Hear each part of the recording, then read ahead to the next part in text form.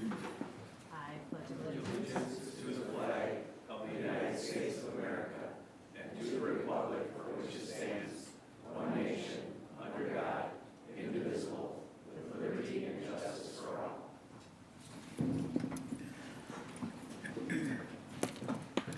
Let the roll reflect that all council members are present except with the exception of Jen Fox, and a quorum has been established. Council member, are there any items for correction from the past meeting or workshop? Seeing none, they are approved. Comments from the audience. At this time, public comments, we have options for comments to be mailed in prior to the meeting. If you have emailed them, they have been received. We also would allow Zoom comments tonight from the audience. At this point, is there anyone in the audience that is here to speak to the council?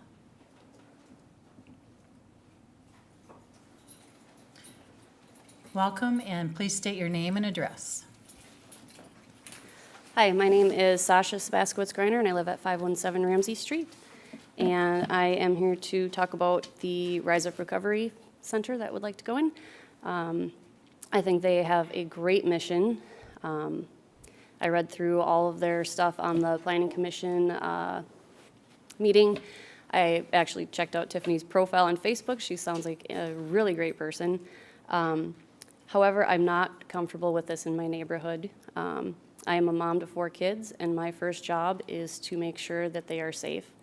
And the idea of 10 male people living that are not necessarily going to be living there permanently, but there's going to be a fair bit of in and out, so the people will be changing, so it's not going to just be the same people all the time. Doesn't make me feel very comfortable. It doesn't make me feel safe. We walk downtown all the time. We are out in our backyard or front yard all the time. We do have some experience with state-run facilities, state licensed facilities. Right across the street from us, we have an apartment or a fourplex that has 3 apartments rented out for state-run facilities, and they moved in about 3 years ago. We've lived there for 11 years. We've had a lot of police calls for them over the course of especially the first year and a half that they were there. We witnessed that somebody had an overdose there. So obviously this is needed in our community, but we can't guarantee that this facility will have absolutely no problems. I know they'll try their darndest to make sure that doesn't happen, but when it does happen, it's my neighborhood that's affected. And, they don't live in the neighborhood. They're not there 24/7 like we are. So when it comes down to it, we're the ones that are gonna have to deal with it. We're the ones that are gonna have to have our eyes out for problems should they arise. And that just doesn't make me feel very comfortable. So that is what I'm here to say. Thank you for your comments. Thanks. Is there anyone else that would like to speak to the council at this time? Okay, anyone on Zoom? And no one on Zoom, okay. Counselor, are there any items to be considered? And council, I would accept a motion to approve of the consent agenda. Councilmember Liefeld. Second. With a second by Councilmember Brox. Any discussion? All those in favor of the motion state by saying aye. Aye. Opposed to that motion state by saying nay. And that motion prevails. Tonight we have awarding of contracts and public hearings. We have the 2022 neighborhood infrastructure improvements and to authorize advertisement for bids. And we have with us tonight Ryan Stemsky, Public Works Director, interim. Welcome, Ryan. Thank you, Mayor. Yes, so jumping right into it, tonight we're here to talk about the proposed project scope and features of the 2022 neighborhood project. I'll have a presentation on those improvements. We'll look to have the mayor and council conduct the public hearing. And then in your packets, there is a resolution ordering the improvements, approving the plans and specification, and authorizing the ad for bids. So jumping right in, we actually have 5 areas, different geographic areas in our 2022 project. The red signifies full reconstruction. The green signifies full depth reclamation. And we'll go through that in a little bit here. But So you can see we've got the 5th and Ash Street, we've got a half block of 11th Street, we've got Park Court and Park Lane, all under the reconstruction category. And then we've got 13th Hillside and Lilac under the reclaim portion. And then our 5th and final area is the Riverwood neighborhood as well, under a reclaim improvement. So just some photos of existing conditions. Here we have 5th Street. You can see we have block cracking, alligator cracking, patching throughout 100% of the pavement. It's lived its useful life, it's tired, it's brittle. The utilities underneath it have an interesting story, which we'll cover, and are aged or failing. Riverwood Drive, here's an example of where we do have the brittle pavement, a lot of distresses, pothole patches, pop-outs, things that our crews are constantly out fixing each and every year. Time to replace it. But you can see here we have modern curb that actually can facilitate drainage still. So this is when we can keep the utilities underground, keep our curbs in place. This is more of a reclaim approach where we can get more streets done in our capital improvement program for a less total dollar amount, recycle that pavement up, put new pavement on top, and we'll cover some of those as we go on. Here's that half block of 11th Street, trying to get this done. You can see here again, whole street either patched or cracked. We don't have curb and gutter on the street, so the city drainage actually spills out into private property. We would be looking to put curb and gutter alongside this road edge that helps with edge protection of our blacktop, and it also facilitates drainage into our storm sewer system. Here's a photo I was trying to emphasize. You can see in the radius there, this is more, there's some aged utilities here and some other things, pavement distresses going on, patches all the way up Park Court, you can see there, down Park Lane as well. But here we kind of have some grade issues. Water can't quite flow on these curb systems, so they sit, they infiltrate into the ground. You can see the alligator cracking, the failure starting to really show significance in age based on that water not being drained away from the roadway edge. So just kind of a reminder of some of our project goals. We really, in our capital improvement program, we're trying to address failing pavements. So those pavements that are beyond their useful life, how do we improve them most efficiently? While we're doing that, we're also looking at the concrete curb and gutter, again, for improved drainage, for longer term lives of these new road investments, and then also edge protection along the roads. We're also looking at improving street drainage, and we do that with storm sewer addition, so putting an inlet or a catch basin where there's not one now, if it's necessary, and then changing the grade where we can, putting a crown on the center of the road so the road drains and sheets away to the curb line, or putting a longitudinal grade on the road so that it actually will move water along the system. While we're making these roadway improvements, it's also a time and an opportunity to address the aging facilities, the utilities that are underneath the roadway. So that's our our sanitary sewer mains, our water mains, and our service laterals that serve each property. So trying to, if they're aged or if they're showing signs of distress, replace those before we put that investment of a new road over top. So just kind of going by area here, area 1 is that 5th and Ash Street. So this is that full reconstruction. So new street base, new concrete curb and gutter, new water main, new sanitary sewer, and then the orange areas at the intersection and the low spots, that's a new storm sewer system. So new catch basins, new storm sewer pipe to better drain the road. Here are some of my favorite photos over in the department. This is along 5th Street. I have never seen this in my engineering career. These are in the upper right and lower left, those are copper water main services. So these are installed not in the street right away, but these are on private property. So they're the same trench serving multiple properties on 5th Street. What that means to us, if there is an issue, or if we're called on an issue, let's say property A has a break 2 properties down, they got to go talk to that property owner and say, hey, can I dig up your concrete driveway per se, because I have a leak and I'm not getting water service. not a good setup. You can tell in some of the photos, if you can see there, some of the services were a little longer, so they just kind of looped them over the top. I don't know what engineer or technician took this photo, but I would have hit them. The other part is the sanitary sewer services. As you can see here in the picture, they built a block manhole structure, and that's not bad. We have that in our community and in our infrastructure. But the part that concerns us is you have multiple services going to one manhole. That's not efficient sewer flow. It leads to blockage, backups, things of that nature.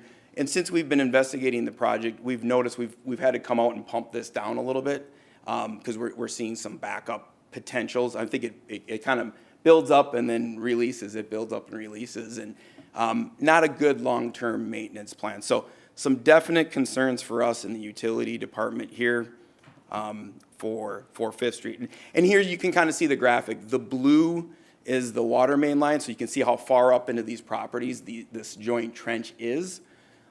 Same thing with the orangish color there. That's you can see the lateral services for the sanitary sewer also going every which way on these properties. So kind of a spaghetti of a mess and an engineering nightmare. So what we're proposing to do with the project is, you can see here we've got the blue water main proposed along 5th Street and the red sanitary sewer with perpendicular services to each home. So basically our mains, we keep those flowing, or services delivered in our mains, and the laterals or the services perpendicular serve each resident along the way. So these are the proposed improvements. Our engineering staff did meet with each and every property owner here to talk about these improvements, because we obviously, to reconnect these services in, we have to get permission from properties to go up into their private property and make these switchovers. We had 100% compliance. They've all signed waivers saying, please do this. We'll give you the rights to come in and fix this problem. So have that permission. I think it's a good plan. And again, before we put the investment in 5th Street, this is the time to clean this up. This is the time to put things to City of Hastings standard, and I've given you some of the reasons why. Okay, moving on to Area 2, this is Park Lane and Park Court. In Park Lane and Park Court, we do televise the sanitary sewer system, so we know what we're getting into. Here we have clay pipe, we have cast iron water main. Those both are potential for cracks and breaks in our system, so our red flags always go up. But we look at every inch of sanitary sewer on the televising screen, and we found a lot of root intrusion, we found cracks, we found concerns where we couldn't line the sanitary sewer. So with this project, the proposal is to replace the sanitary sewer, replace the water main at the same time, and those service lines that run out to the property edges along the way. Then come in with the new aggregate base, new bituminous, new concrete curb and gutter, and put grades on this roadway so it actually drains into the future better. This is the half block that wasn't done in 2011 for 11th Street. And this is from Ramsey to Tyler. New property owners out there, new era, new time. This has been on our CIP. We've gotten some calls and complaints over the last couple years. It's time to get it in, get it done, get it addressed. So the proposal, like I was saying in the photo, put on curb and gutter, new base, new blacktop, new storm sewer to drain and grab that water coming down 11th Street and tie it into our storm sewer system. Moving over to our first reclaimed neighborhood, this is 13th Hillside in Lilac Court. Out here, what we do is we leave that existing concrete curb and gutter in place. We just would do spot removal. So if there's a cracked up curb panel or a segment that isn't draining and holding water, we'll cut those segments out and replace them anew if necessary. So that's kind of one of the steps that is important to keep in mind. Then, like I was saying, we grind up and recycle the existing blacktop and underlying base. So we recycle that material, we shape it, we grade it, we haul it out. We test, we sample it, engineer base, test it out, confirm that it's compatible, then we put 4 inches of new blacktop on top of it. So it's a great product. It ends in a successful street improvement when it's all said and done. Here, we were able, after reviewing the televising tapes, to determine we could line the sanitary sewer.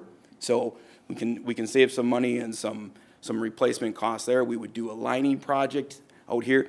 And then also had quite a significant drainage distance covering the north half of Hillside and down 13th to the west. So adding some significant storm sewer improvements here to pick up that water closer to what our standards are and drain that water away. Because we know if we can keep the roads dry and keep the storm sewer system functioning, we get longer life out of our roads and better service life during that time.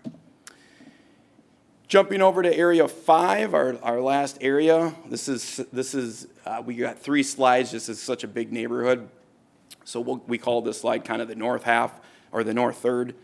Again, same type of improvements: spot replacement of concrete curb and gutter, replacement of reclaim of the existing base and pavement, and then a new 4 inches of blacktop on top. We did some stormwater modeling, so we have some upsize of storm sewer that we've determined, just because our more significant rainfall events. We've got some large swales moving through this region, so we have some upsizing of storm sewer to do here, including storm sewer addition and enhancements. Here's kind of the central segment by the park. A lot of the same type of improvements I just went over. And then our south portion of this neighborhood, we bring the Village Trail segment down to 36th and the Riverwood Drive segment down to Woodland Drive. So this was all based on formula of road ratings, surface distresses, age of road. We take that all into account, and that's how we determine our start and end points. As we always do, we sync up any of these improvements with citywide plans. So our people movement plan was reviewed, and we knew that Village and Riverwood were identified for extending pedestrian facilities out to the county roadway.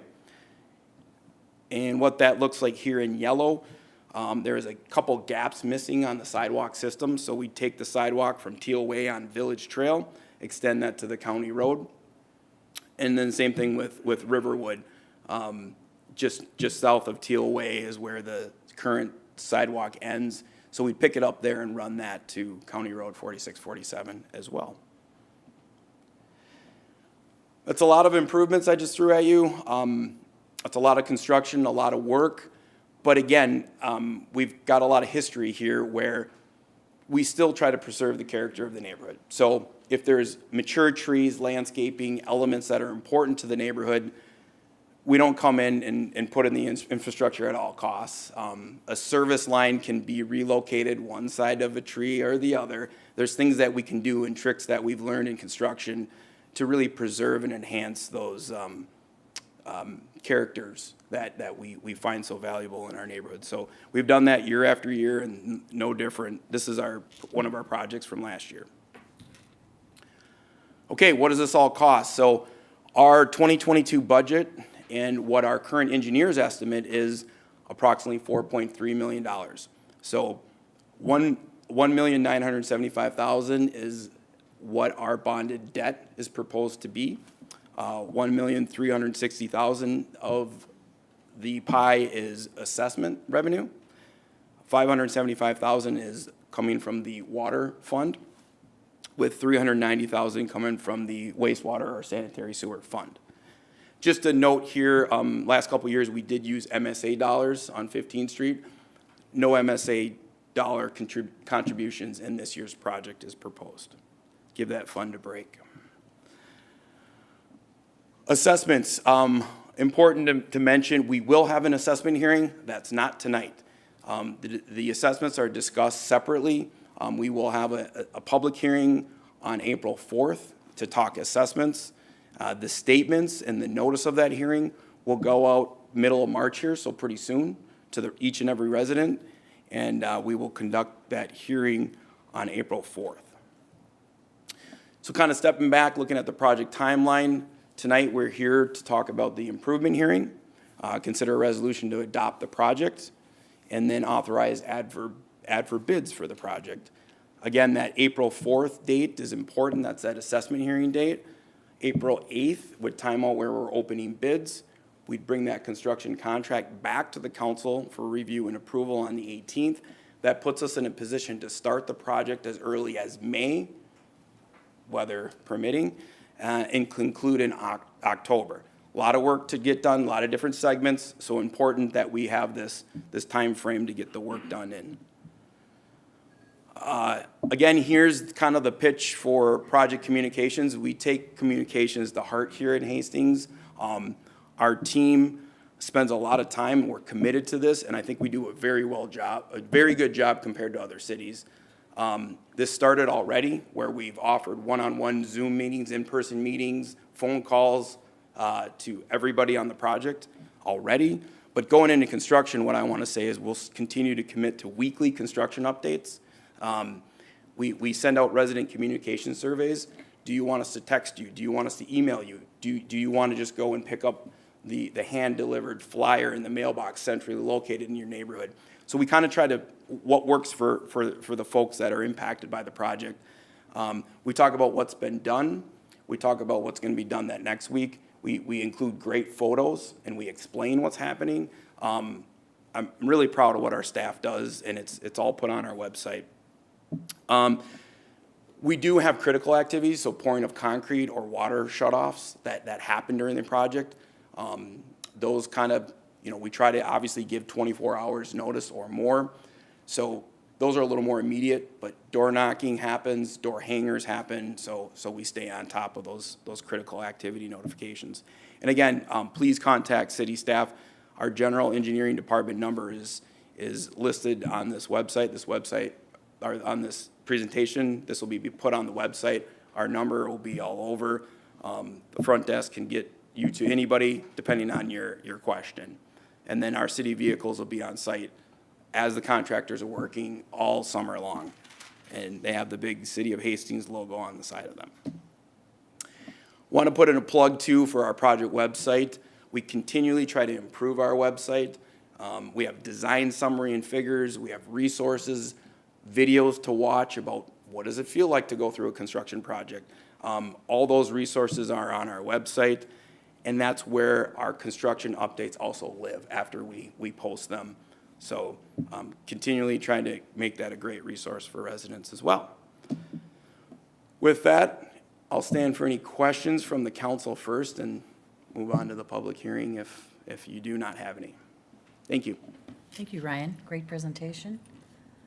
Council, would you have any questions for Ryan at this time? Councilmember Vaughn. Thank you, Your Honor. Ryan, one question. You had said that there was a funding source that we used on 15th Street that we were not going to use this time.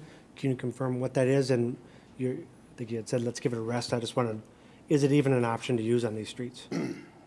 That funding source is the municipal state aid account. So we do to get state aid dollars each and every year. And we put that in an account that can be used on state aid streets. We have some projects in the future, some major collector roads, Highway 61 contributions, 46 potential. So there's only so much in that account.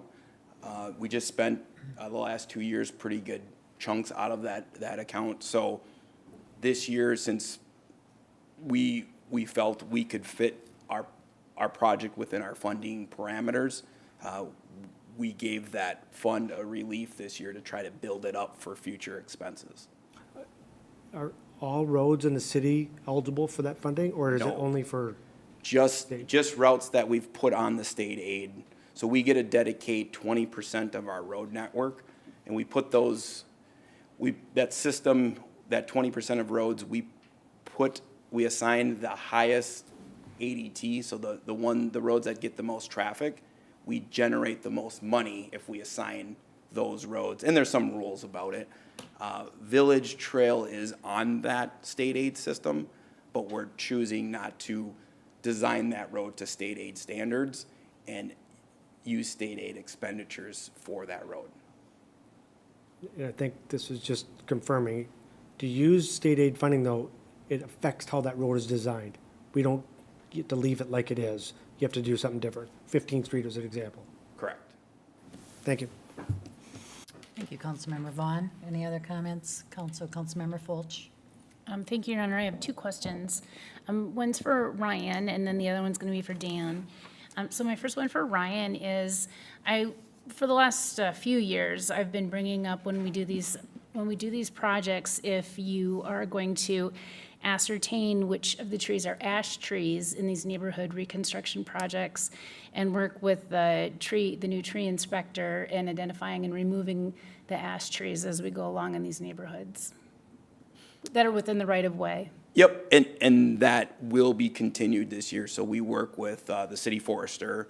I'm pretty sure him and Cody have got an inventory already. I don't know off the top of my head how many ash have been identified, but they do identify ash trees and they look at the health and all that, and we'll coordinate those with removal if the construction necessitates it. So I don't have that number or if they have any. I don't remember this having a high volume of ash trees, but I could send you that information, that inventory, route Okay, that around. that'd be great. I'd love Yeah. to see that kind of synergy where the departments are working together and Sure. removing those trees while we can. And then my second question was for Dan, and I was wondering, Dan, if for this particular project, if we're going to begin utilizing the deferment process that we passed a few months ago for veterans, disabled, and seniors that qualify financially. Yes, that'd be an option here. Those notices would go out later in the process. If we have a timeline on that, probably August, September before those notices go out, When we send out our assessment hearing notice, so next week. mid-March, we will Even quicker. identify that the city does have an assessment deferment policy, and we'll explain what that is. Wonderful. Absolutely. I'm so glad to hear that. I would ask that you promote that, since this is going to be the first time that the city is making that available for one of these large-scale projects, so that the citizens are a little bit more aware of that program is available for future use. Definitely, we'll cover it in the assessment hearing. Okay, awesome. Thank you. Thank you, Councilmember Fulch. No other questions by council? Okay. At this time, I open the public hearing. Is there anyone here to speak on the project? Once again, anyone here to speak on the project? Anyone on Zoom?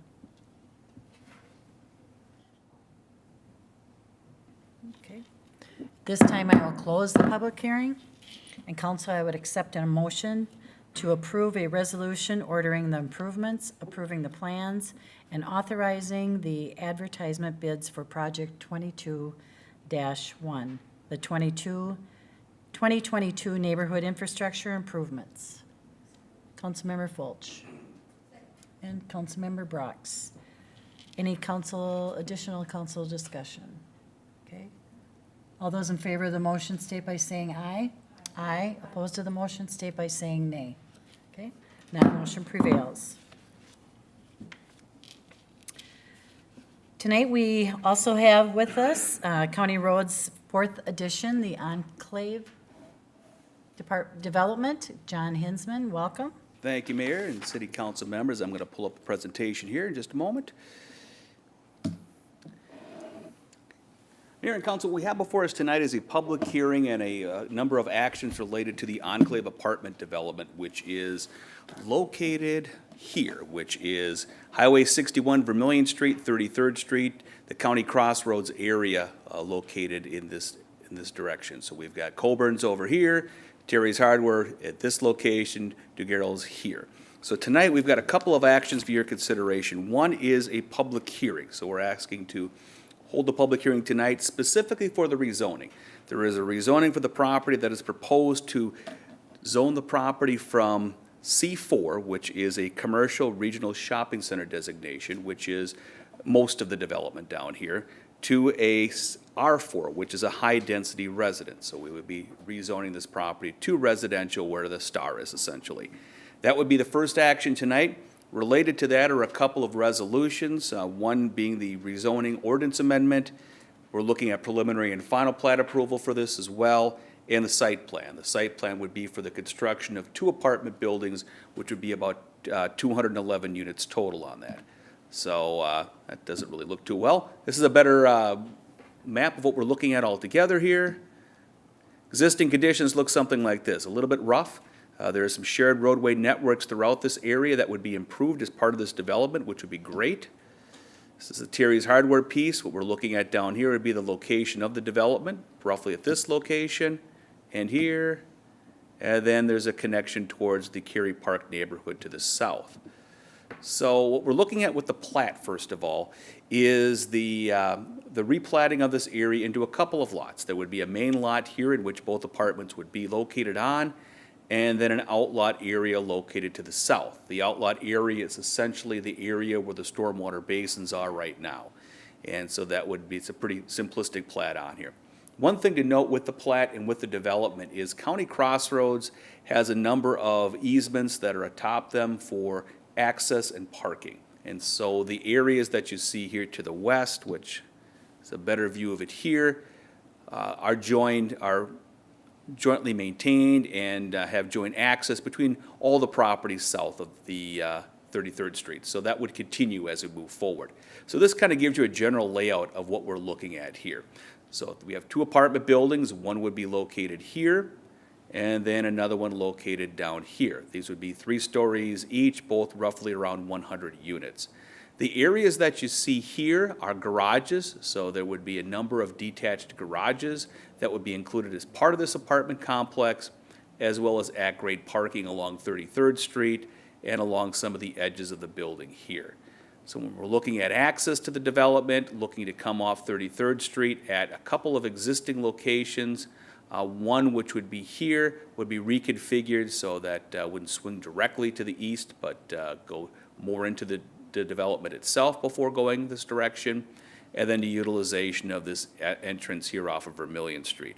So we did have the Planning Commission review this on February 14th. They did recommend approval of all the actions.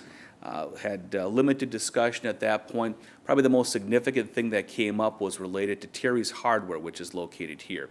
At that time, Pete Terry had requested that there would be reconfiguration of this roadway to accommodate a loading area, which has been incorporated. The revised plans do show a little further space to the east of this to provide loading access area. The other thing that we talked about at Planning Commission was the incorporation of some areas at the apartment buildings where drop-off could happen for delivery services and so forth. This kind of shows a clear picture of that. Delivery drop-off here, as well as over here. So those were incorporated within the development site.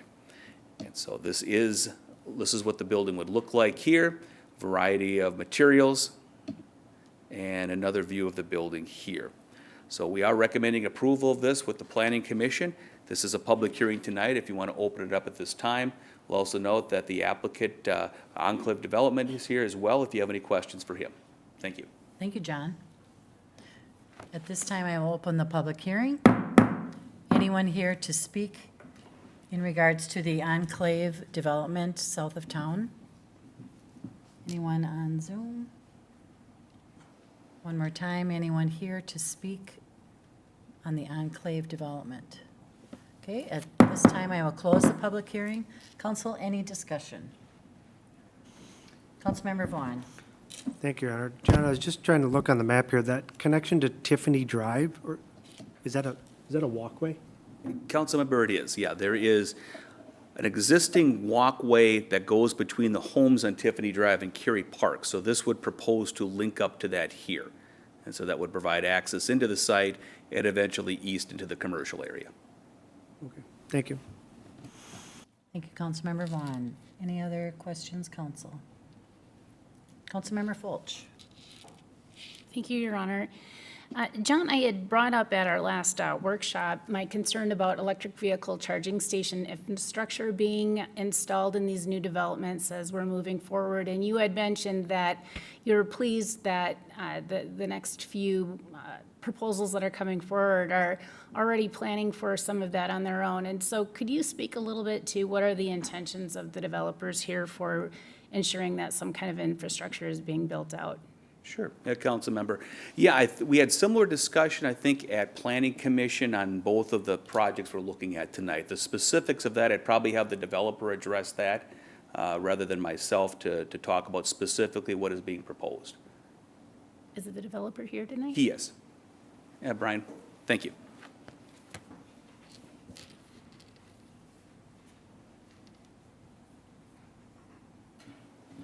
Hi, I'm Brian Bachman with Enclave Development. Yes, we do always put in electrical charging stations. For this one, I can't tell you exactly where they will be since they're most of the, we usually put them in the underground parking structure. Since this one has garage structures, we'll probably end up having to figure out how to do those into some of those structures or in the surface parking. But no, there hasn't been a project in the Twin Cities that we've done that hasn't had them. We thought for a minute that we could get away with it, but no, it gets asked for by far too many residents. So more and more keep going in. Terrific. Do you have a percentage of spots that you're? Really kind of depends per project. We typically have been doing, we wire the projects usually to have a lot because going up front, it's kind of the same way as we do. We'll wire for solar panels on the roof so that when the technology catches up with the costs, we can do those things. So we do the same thing with the charging stations. We'll run it, run conduit and everything so that we can have it everywhere. So as things get better with the pricing on charging stations, and maybe more importantly, when they become a little more universal. My joke to the planning and zoning board was when everyone's phone can plug in on the same charger, that means we're maybe getting close to having everybody's car plug in on the same charger. So it's a little bit difficult sometimes to roll it out on everything when the technology keeps changing so soon. But no, we will definitely have some. I'm so pleased to hear that. And can I ask one other question, Your Honor? Sure. Are you intending of having any kinds of playground facilities here for little ones, or has it been like have you decided to give cash in lieu of dedicating any kind of space on the plot for such a thing? Yeah, I believe it. I think the plan right now is to do cash in lieu. But we typically will have some outside play space. We're gonna have a pool with this one. We'll have outdoor play areas. We'll have outdoor gaming areas. We'll have fire pits and grilling stations and all sorts of outside areas that we'll incorporate within the project. I'm glad to hear that as well. Thank you very much. Thank you, Councilmember Fulch. Councilmember Lund. Thank you, Your Honor. A couple of things. One, just point out page 24 and 25 of the Vermillion Street Corridor Plan had this identified as an opportunity.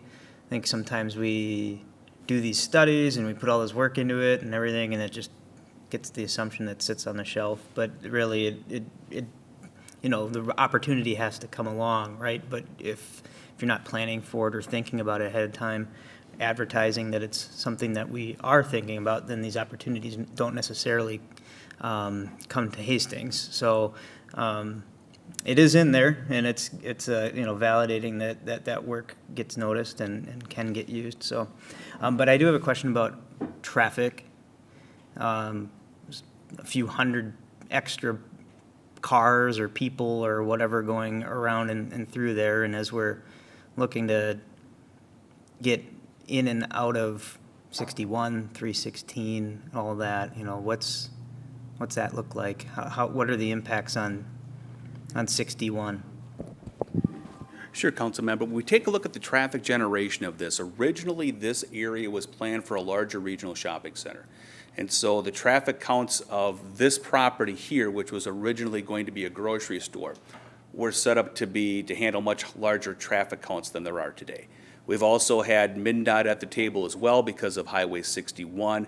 There's a couple of things they're looking at for intersection improvements there. But we do have turn lanes right now at 33rd Street going in, as well as at this private road here.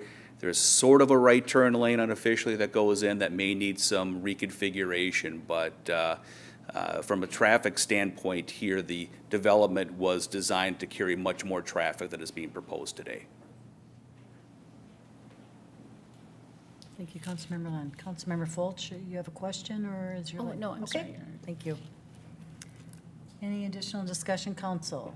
Okay, then I would accept a motion to approve an ordinance of the City of Hastings, Minnesota, amending Section 155.01 zoning code of the city code, having to do with official zoning map. Councilmember Fulch first and a Councilmember Vaughn second. Additional discussion, council. All those in favor of the motion state by saying aye. Aye. Opposed to that motion state by saying nay. And that motion prevails. Then, council, I would accept a motion to approve a resolution of the City Council of the City of Hastings granting preliminary and final plat approval of Enclave Apartments. Councilmember Liefeld with a Councilmember Brock says second. Additional discussion, council. All those in favor of the motion state by saying aye. Aye. Opposed to the motion state by saying nay. And that motion prevails.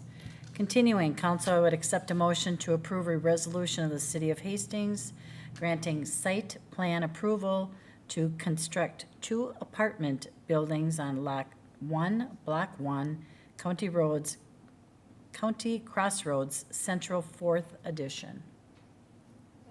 Councilmember Brox and Councilmember Lund, second. Any additional discussion, council? All those in favor of the motion state by saying aye. Aye. Opposed to that motion state by saying nay. And that motion prevails. Thank you, John. Thank you. And we're looking forward to, thank you. Tonight, we have with us a Stencil edition, and Nathan Stencil with NJS Development is with us. And John, please give us some background. Absolutely, Mayor, City Council members. This one, again, is a public hearing on a couple of standpoints. One is for the rezoning of the property. The other is for a vacation of alley. Now, the vacation of alley is something that the council reviews primarily, hasn't been reviewed by the planning commission, but should be pretty straightforward. And then there's a number of ordinance for rezoning and a number of resolutions pertaining to the development itself. We're doing a rezoning of the property, the vacation of the alleyway, the platting of the property, which is the setting up of new property boundaries, and then a special use permit for shoreline management and site plan. So I'll go through those briefly here to go through what the project is. Again, this is a public hearing. So the property we're looking at here is what we mostly call the former UBC site. This is 3rd Street, 4th Street, Bailey Parkway over here, which is the regional trail system, and then Tyler Street to the east. The property consists of property that is owned by Hedra, which is most of the area to the east. Hedra is in agreement with Mr. Stencil to sell the property, and there's a few conditions on there, one of them being the entitlements for land use by the city council. And Mr. Stencil has also bought another property located here, which would be demolished and incorporated into the site. So this is what it kind of looks like today. Not really, because this building is completely down now. So this building is completely gone. This is the area directly to the west. So we're looking at the apartment building would be located somewhat here. It would be 5 stories tall. It would have the first floor be parking at grade or slightly below, and then 4 stories of residential apartments above that for a total of 89 units altogether. So that gives an idea of where this building would lie in relation to some of the neighbors there. And then looking south here towards the other UBC site, which is not part of it. We're still using this for storage. And looking here to the north. To the north of the property, we do have a 100-space Red Rock Corridor parking lot. And then looking north here towards the Art Space project to the remainder of downtown. And then you've got Lake Isabel over here in the regional trail system. So this is an area in which we've had plans for development for quite some time. Part of the Heart of Hastings plan we did 20 years ago called this site out for development. Our downtown property use study that was recently computed also called this out for development. So it's great to see development occurring. So what are we looking at tonight? First thing is a rezoning of the property. Right now, the property is zoned I-1 Industrial Park, which is consistent with the former use as a storage lumberyard. That doesn't make much sense for an apartment building, so we are rezoning this to downtown core, which is purple. When we look at the purple designations here, that's most of the new development within downtown, the Art Space property, Red Rock Corridor parking lot, and then the block directly to the west here. So that would be consistent with what we've seen within the area, also the same district that we used recently for the Seaward apartment building. So we are recommending approval of the rezoning of the property. The next is the plat of the property, which is pretty simplistic. We are taking a bunch of properties here, which were part of a 150-year-old plat of Hastings, and making them one lot and one block. As part of that, there is an alley that is part of the development that would be partially vacated. The eastern part of the alley would no longer be there. The western part of the alley would remain. There is a couple of access points for garages back here, so that would remain as is. The area to the east would disappear. There are no utilities, city utilities within that right-of-way, and so we are recommending approval of that vacation along with this.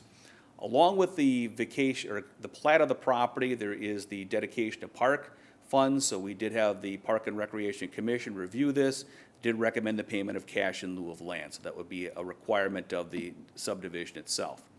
And then we're looking at the apartment building. This is how the apartment building itself would lay out on the site. This is generally the outline of the foundation of the building as it sits right here. Access point would be from the east on 3rd Street, and then along the east side of the building, emptied out into 4th Street. There will also be a portion of this property that would have at-grade parking, which would enter at this location as well. So those would be the two entrance points that we have for this development itself. Gives a better location here of what it looks like. You can see the location here of some of the existing buildings, garages, detached garages back here, and homes that are to the west of the development itself. So along with the site plan, we are also looking at a couple of special use permits. They pertain to the Shoreland Management District. So if you go, I don't have a map of that, but just on the other side of the railroad tracks here is Lake Isabel. Property is within 300 feet of that, so a couple of requirements come into place. One of them is that any building over 5 units in size requires the approval of a special use permit. So we have that aspect of it. Also impervious surface coverage. There's a general provision of having 25% impervious surface coverage. This one would have about 85. Looking at the site right now, it's about 75. So we are increasing the impervious slightly, but we are increasing the quality of the development as far as stormwater drainage immensely, because right now everything sheet drains out.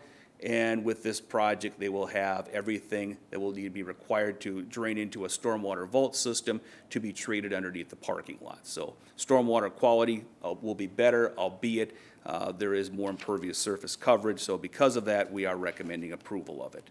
When you take a look at the development itself, what it looks like, landscaping, did do some modifications here. It's always difficult to apply the landscape provisions on a very intensely developed urban site. So from a tree standpoint, there are less trees than we would have on a suburban site, but we do have some more landscape, shrubbery, and so forth that would be located within here. So we are comfortable with that. This gives an idea of what the building would look like itself when you place the height of the building, which is about 53 feet, compared to the homes that are directly to the west and some of the other larger buildings within the area. This is what the building would look like itself. So we're looking at a couple of elevations. The east elevation here is what would be looking out towards the Bailey Street Parkway, underground garage or at-grade garage here, residential units on top of that. A little bit of an L-shaped building. North would be the main entrance, which is a little highlighted in this location. The south entrance this would be the prominent area along 4th Street. This is set back quite a ways. Towards the west, which is towards the residential area, you can see that part of the garage here with a raised platform for an outdoor area, and this is what the property would look like looking to the west. Better idea of what the building looks like here. Within our requirements, we do have architectural standards, and we do have standards within our downtown master plan. Both are met with this building here. It's primarily a brick building with some other materials that are used, a very nice and attractive looking building that'll be built on the site. So another view of the building here, which is looking more towards the west. If you take a look at, this would be looking more towards the residential homes, which would be somewhat over towards this location. So we are recommending approval of the actions related to this development tonight. This does require a public hearing. You can hold that at this time. I will note that the special use permit aspect of this does require a 6 of 7 vote, and since we have 6 members present tonight, would require a majority vote for, or a unanimous vote to adopt that aspect to it. So I could stand for any questions if you have them at this point, or you can open the public hearing. Thank Thank you, you. John. I think we'll open the public hearing, and at this time, I think we'll have the public hearing for the rezoning property from I-1 to DC, and the public hearing of the vacation of the alley. So at this time, I will open the public hearing. Is there anyone to wish to speak to the Stencil development?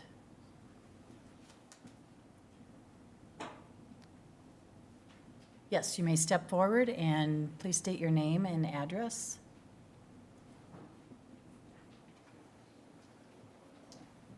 My name's Jen Bierma, and I actually own a triplex on the corner of 4th and Tyler, so kitty corner from this property. And I'm just curious about the parking situation and what's going to happen with the street with this building going in. If 4th is going to be redone at all to accommodate the traffic, and also how many parking spots they're going to have available if they're not going to have enough parking for all the people who are going to be in the building. Where are those people going to be parking? Because we already have issues on 4th Street, so. Sure, thank you. John, would you like to speak to that? I could address that, Mayor and council members. As far as the parking goes, let me go back to a better map here, which kind of shows the area.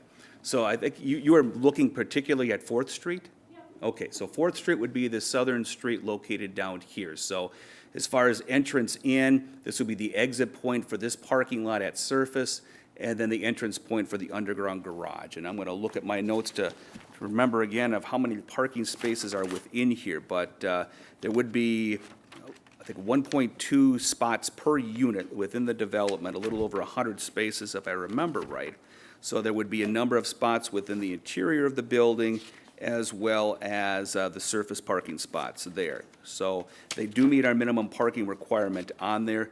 As far as the traffic goes and any increase in traffic that would be going into the development here, the area on 4th Street, we believe, is adequate to cover that additional traffic flow that would be coming into this development.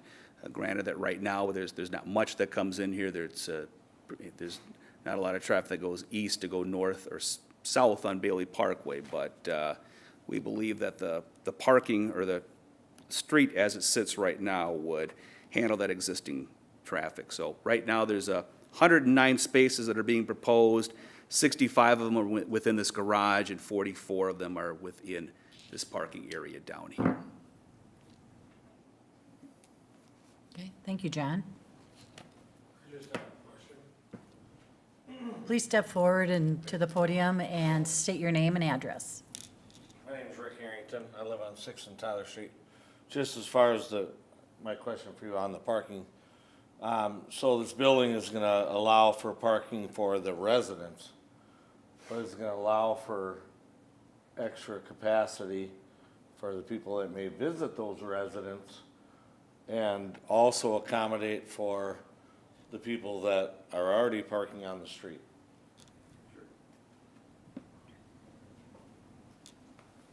Mayor, I can address that if you wish.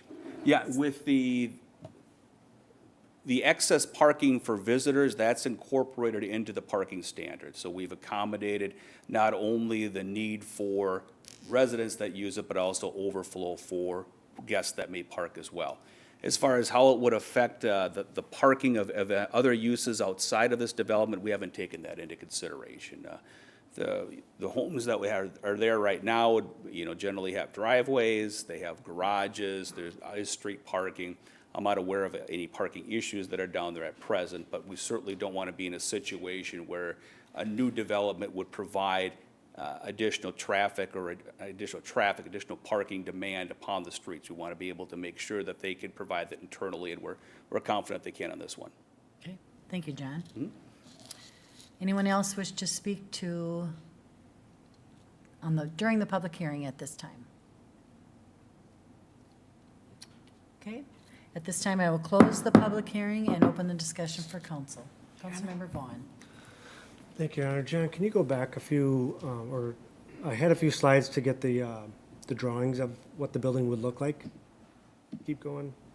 Right, let's go back one. Which way is that facing?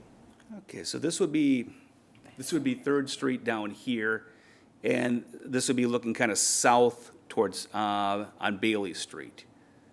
So it looks something like that. So what road is that on the left-hand side of that The picture? left-hand side really isn't a road. I mean, Okay. the left-hand side there, it would be Bailey Street Parkway, so that's not entirely accurate when you look at it from this direction. There would be a parking lot and drive aisle that would go down, essentially, not a street. And the question that I would have maybe for the developers, can they go in and out the garages either way, or is it only one way in, one way out? And it's, the way I'm hearing is they come in through the north and come out the south? Actually, that's for the parking itself, so, yeah, so the parking would come in and out on 4th Street. Yeah. And that'd be 66 spaces. The exterior parking, the surface parking would be like this. It'd go east on 3rd Street, and then would curve down south along Bailey Parkway, exit out 4th Street. This would be one way here. One way, okay. Okay, thank you. Thank you, Councilmember Vaughn. Councilmember Fulch? Sure, thank you, John. So on Bailey Street, so that is the existing Bailey Street, and so we're actually accounting for parking on Bailey Street, or is that like expanding Bailey Street to provide more room, because Bailey Street isn't very wide? Right. Yeah, the name Bailey Street's a little bit of a misnomer here. It's, there's actually no physical street there anymore. When we reconstructed that Bailey Parkway a number of years ago, the area between 3rd and 4th Street was removed. So this is all, if you look at it today, where's my picture? This is what it looks like here. This is the parking lot for UBC, and this is the trail. This used to be Bailey Street down here. It's no longer Bailey Street. So there is no public right-of-way east, no, there's no public street east of the building itself. Oh, I see. Okay, thank you for that clarification. And then my next question was in regards to, again, the electric vehicle charging station of this building, and what are the plans of the developer for making sure that there's infrastructure that's being put in here? Sure. And I could call Mr. Stencil up to address that. Thank you. Good evening, thank you. Nathan Stencil, Stencil Group, NJS Development. Similar to the last gentleman, well, for many years now, we've been including them in every building that we do. In this case, we do have underground parking, so there'll be 4 to 6 charging stations, depending on demand, but at least 4 initially. We pre-wire kind of for the future, so that we can add them as needed. Similar building we just built in Northfield. It's been open for about 8 months now. We have 4 over there, and that seems to be a good fit. So we'll have 4 inside, a couple outside, and we'll have the ability to expand if needed. Wonderful. Okay, thank you for that. Welcome. Thank you, Councilmember Fulch. Thank you, Nate. Any other, Councilmember Brox? Thank you. This question is for the developer, Mr. Stencil. We have had some correspondence from neighbors who are concerned about building an apartment building via train tracks, and don't believe that this is an ideal location. Can you speak to that a little bit? I mean, I understand that you wouldn't build a building that you cannot put people inside of, because it wouldn't be in your best interest. But can you just speak a little bit to the location and kind of who your target demographic may be, who you see living in this building? Yeah. So, yeah, I mean, ideally, I wish there wasn't train tracks there, but for that matter, I think even if you're a block or 2 away from them, you're still close to them in this setting, which is very common in urban living. So that part doesn't deter us from the project. We will be doing some extra sound measures for the building itself, better glass on the train side of the building, better insulation practices that can be for sound deadening. We've been in this position before and been able to address it. So we're confident in that. Like I said, I wish they weren't there, but they are there, and we just deal with it. We think it's a great site, very walkable, very urban. You guys have a great downtown. We're confident that people are going to be interested in this type of living. In Northfield recently and other communities that are similar size, we've built buildings recently, and what we have seen is that we have a really interesting mix on the demographic side. We have kind of younger millennials that are single, we have younger couples, and we have a surprisingly large amount of baby boomers that are living in the buildings, that are just, maybe they spend so many months here and, like to travel more, or maybe have a second home, they're looking to downsize. We've seen a ton of that lately, so. Thank you, Councilmember Brox. Councilmember Liefeld. Thank you, Your Honor. John, couple questions. I know we were sort of beating a dead horse on the parking area, but I just want to get my head around this. So at Third Street currently, the road goes into the Red Rock parking lot, correct? Correct, yeah, here's, So- I'm sorry. Yeah, nope, so there's going to be still into the Red Rock parking lot, and then the entrance that is going one way into the Bailey parking lot, into It their is. parking lot. Yeah, this is, I realize the problem here. Yeah, this curve here is Yeah. a little bit of a confusing here, but yeah, the Third Street will continue east, and then we'll go into a private parking lot south. This entrance here to the parking lot at Red Rock Corridor would remain, and the emergency bituminous trail connection across the Third Street right-of-way to East Hastings would also remain. Okay, and then next part of that question then, so that's a one-way going in on Third Street into their lot. And then from Fourth Street is where you will enter and exit from their underground parking? Correct, yeah, Fourth Street here, Will be two-way the- traffic at exit the parking lot surface and enter and exit the parking garage here. Okay, and then just as a side note, haven't had any reason to park down that end of town before. Is Red Rock an overnight parking lot? I believe it has 72-hour on that. I see a lot of nodding heads, so So hopefully. it is an overnight parking lot? Yeah. Okay, all right, thank you, John, appreciate, I did have one other question, I don't know if you have an answer to this, I didn't think to ask on the last one. What's something like this gonna cost to rent?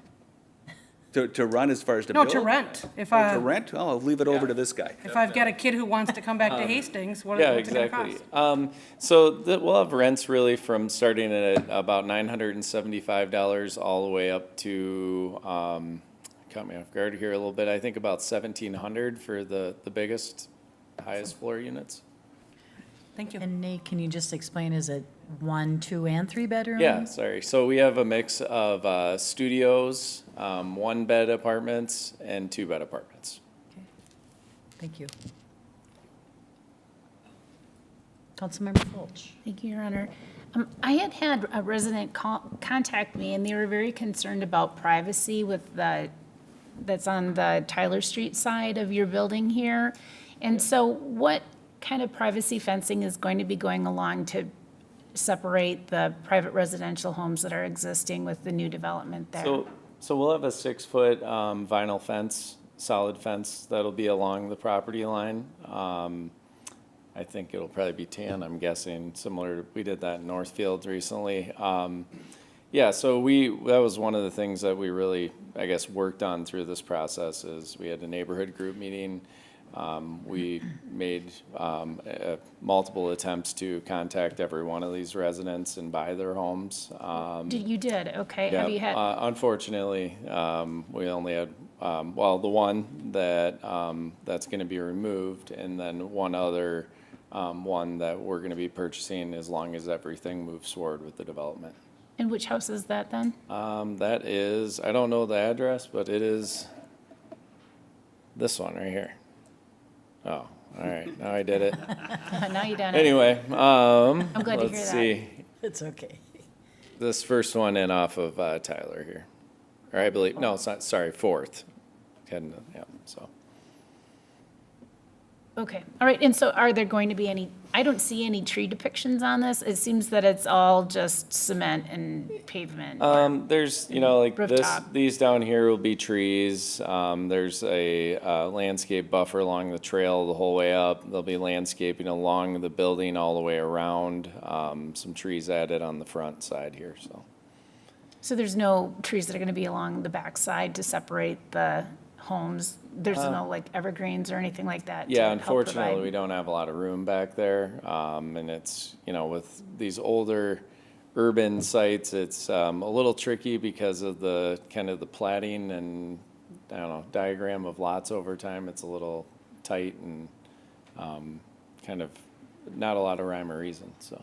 Was there discussion about increasing the fence height, though?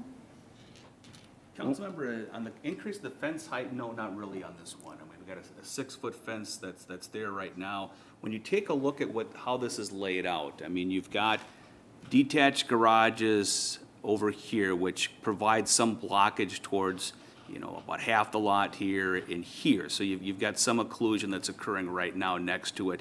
When you've got a building of this height, having a fence that's 6 feet or 10 feet, the building is still going to be visible over there. So it's you can provide the privacy at the ground level, which 6 feet normally does, but we haven't had any discussions to go above that. Okay, I think it would be nice if, to provide additional privacy for the existing residents that are there, and, 6 foot isn't very high, I mean, if you're 6 feet tall, you're seeing right over. And so I just think that it would be nice if it was higher, and I know that our standard is 6 foot. Yep. But I think in this particular case, since there's gonna be so much just traffic and volume, and I know it's 5 stories high, so there's gonna be, obviously many stories above, but just, anything to help that impact to those residents, I think that it would probably be welcome. Yep. And we're not opposed to making it higher. Just offhand, I didn't really know what the, what was allowed in the city at that location. For us, it really, if it's 6, 8, whatever's acceptable, we're willing to do whatever makes the most sense for everybody. Yeah, just clarification in the zoning code itself, we have a limit of 6 feet in residential areas for fence height. Right, well, this is a residential area now abutting against a commercial kind of site, and so I think that it would make sense to have it a little higher, considering that these people never bought those homes with the intention of having a 5-story building built behind them. So, all right, enough said, thanks. Thank you, Councilmember Fulch. Councilmember Vaughn? Thank you, Your Honor. I just want to comment on what Councilmember Fultz was talking about, because I agree with it a little bit. I mean, it's a tall building going next to a shorter building so that the view is going straight down. Sometimes we're kind of handcuffed by our own design, our own rules, that we can only put vegetation on the property that's in front of us. I think we as a group need to start talking about how do we allow the developer to put some softscapes on the property that's abutting to it? Be a good neighbor and not make us require all this foliage that they need on this hardscape, but give it to the neighbor. They would probably appreciate a softscape on their side of the fence, at least to get them through. So something to talk about. I don't know if it's not, we're not going to do it tonight, but something we should be talking about as a city in general. I appreciate you trying to work with the neighbors. I know John's going to ask us about some special use permits. Will we be able to, as that block, if it develops bigger, will we be able to remove some of those special use permits with the shoreline ordinance if they have more space for runoff? Yeah, I don't think they would. In fact, probably the opposite. We'd probably have to amend those special use permits. One portion of the special use permit is building over 5. The other one is the impervious surface. And, when we're dealing with downtown areas that most of the property already has hard surface coverage on it, it's just difficult to meet that. Fair enough. Okay, thank you. Thank you, Councilmember Vaughn. Yes, Counselor. Your Honor, members of the council, just one clarification I'd like to make. And although Councilmember Fulch has good intentions with a higher fence, I just want to remind the council there isn't a variance application. and you can't vary from any of your regulations without going through the variance process. So although it would have been forethought of having, an 8-foot fence or something taller than 6 feet, unfortunately, that can't be considered under tonight's application. Okay, thank you, Counselor. Any other discussion, Council? Councilmember Fulch. Question, when is the request for the TIF dollars going to come forward in the near future? Thanks. Yeah, the TIF plan is scheduled to go to HEDRA this Thursday, the 10th, and then come forward to council on the 21st. So that would be the agreement for the use of TIF funds. Thank you, Councilmember Fulch. Okay, then, Council, I would accept a motion to approve an ordinance of the City of Hastings, Minnesota, amending Section 155.01 zoning code of the city code having to do with official zoning map. Councilmember Fulch. And Councilmember Brox. Any new discussion, Council? All those in favor of the motion state by saying aye. Aye. Opposed to the motion state by saying nay. And that motion prevails. Continuing, a resolution for the vacation of alley.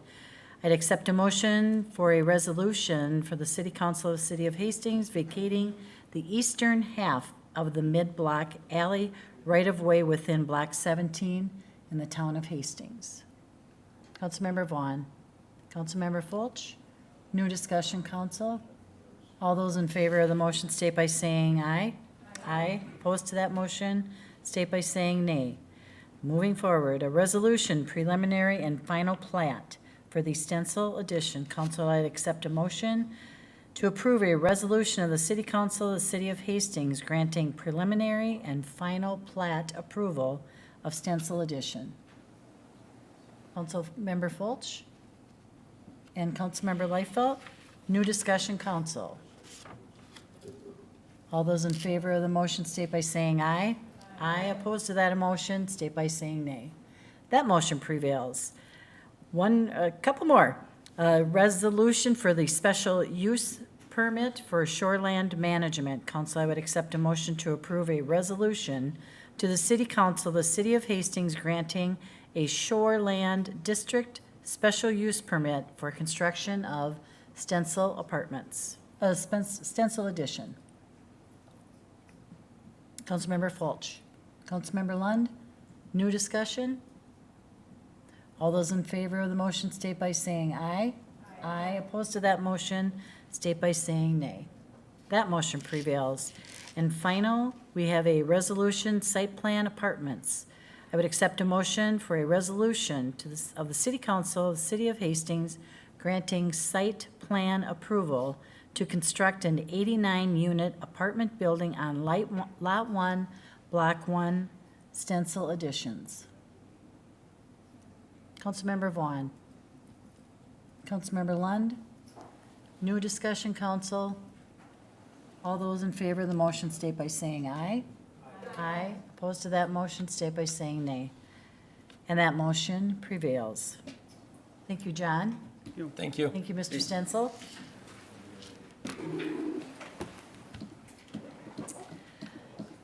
Okay, tonight with us, we have Matthew and Sandra Heiman, the Home and Garage Addition, 502 6th Street East. For this item, John, you may continue.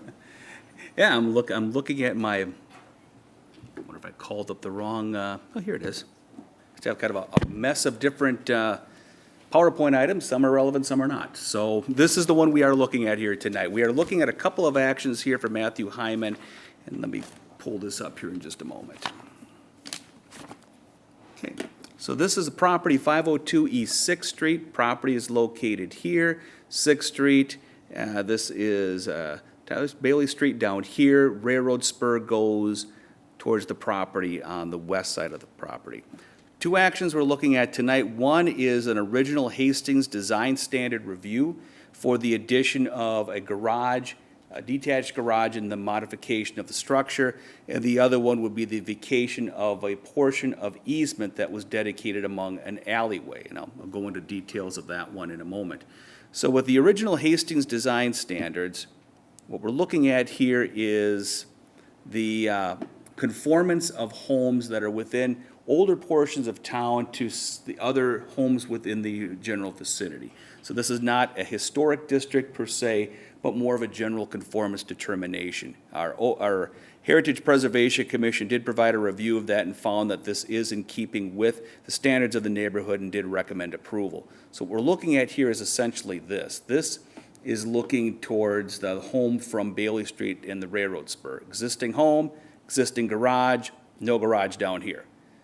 And what's being proposed is a modification down here, which would reconstruct the home on this end a bit, put in a new attached garage at this location, and then a detached garage over here.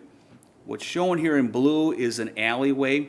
You may recall that last fall you did recommend, or you did take action to vacate this alleyway here and a little bit further east on the property. When we vacated the alleyway, we also set a drainage and utility easement across the entire width of it, which is 20 feet. The request that we have tonight, along with the OHDS, is to vacate a portion of the drainage and utility easement. So go back a little bit here.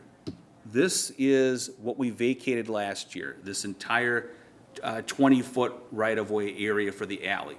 When we vacate an alleyway, the property line, the alleyway gets split half one side, half to the other, so the applicant accumulated another 10 feet of property, which is shown here, which is the new property line.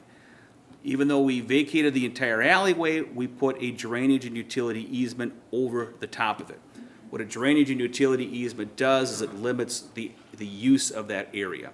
At the time, the applicant was not proposing to construct the building within the alleyway, so that was not a problem.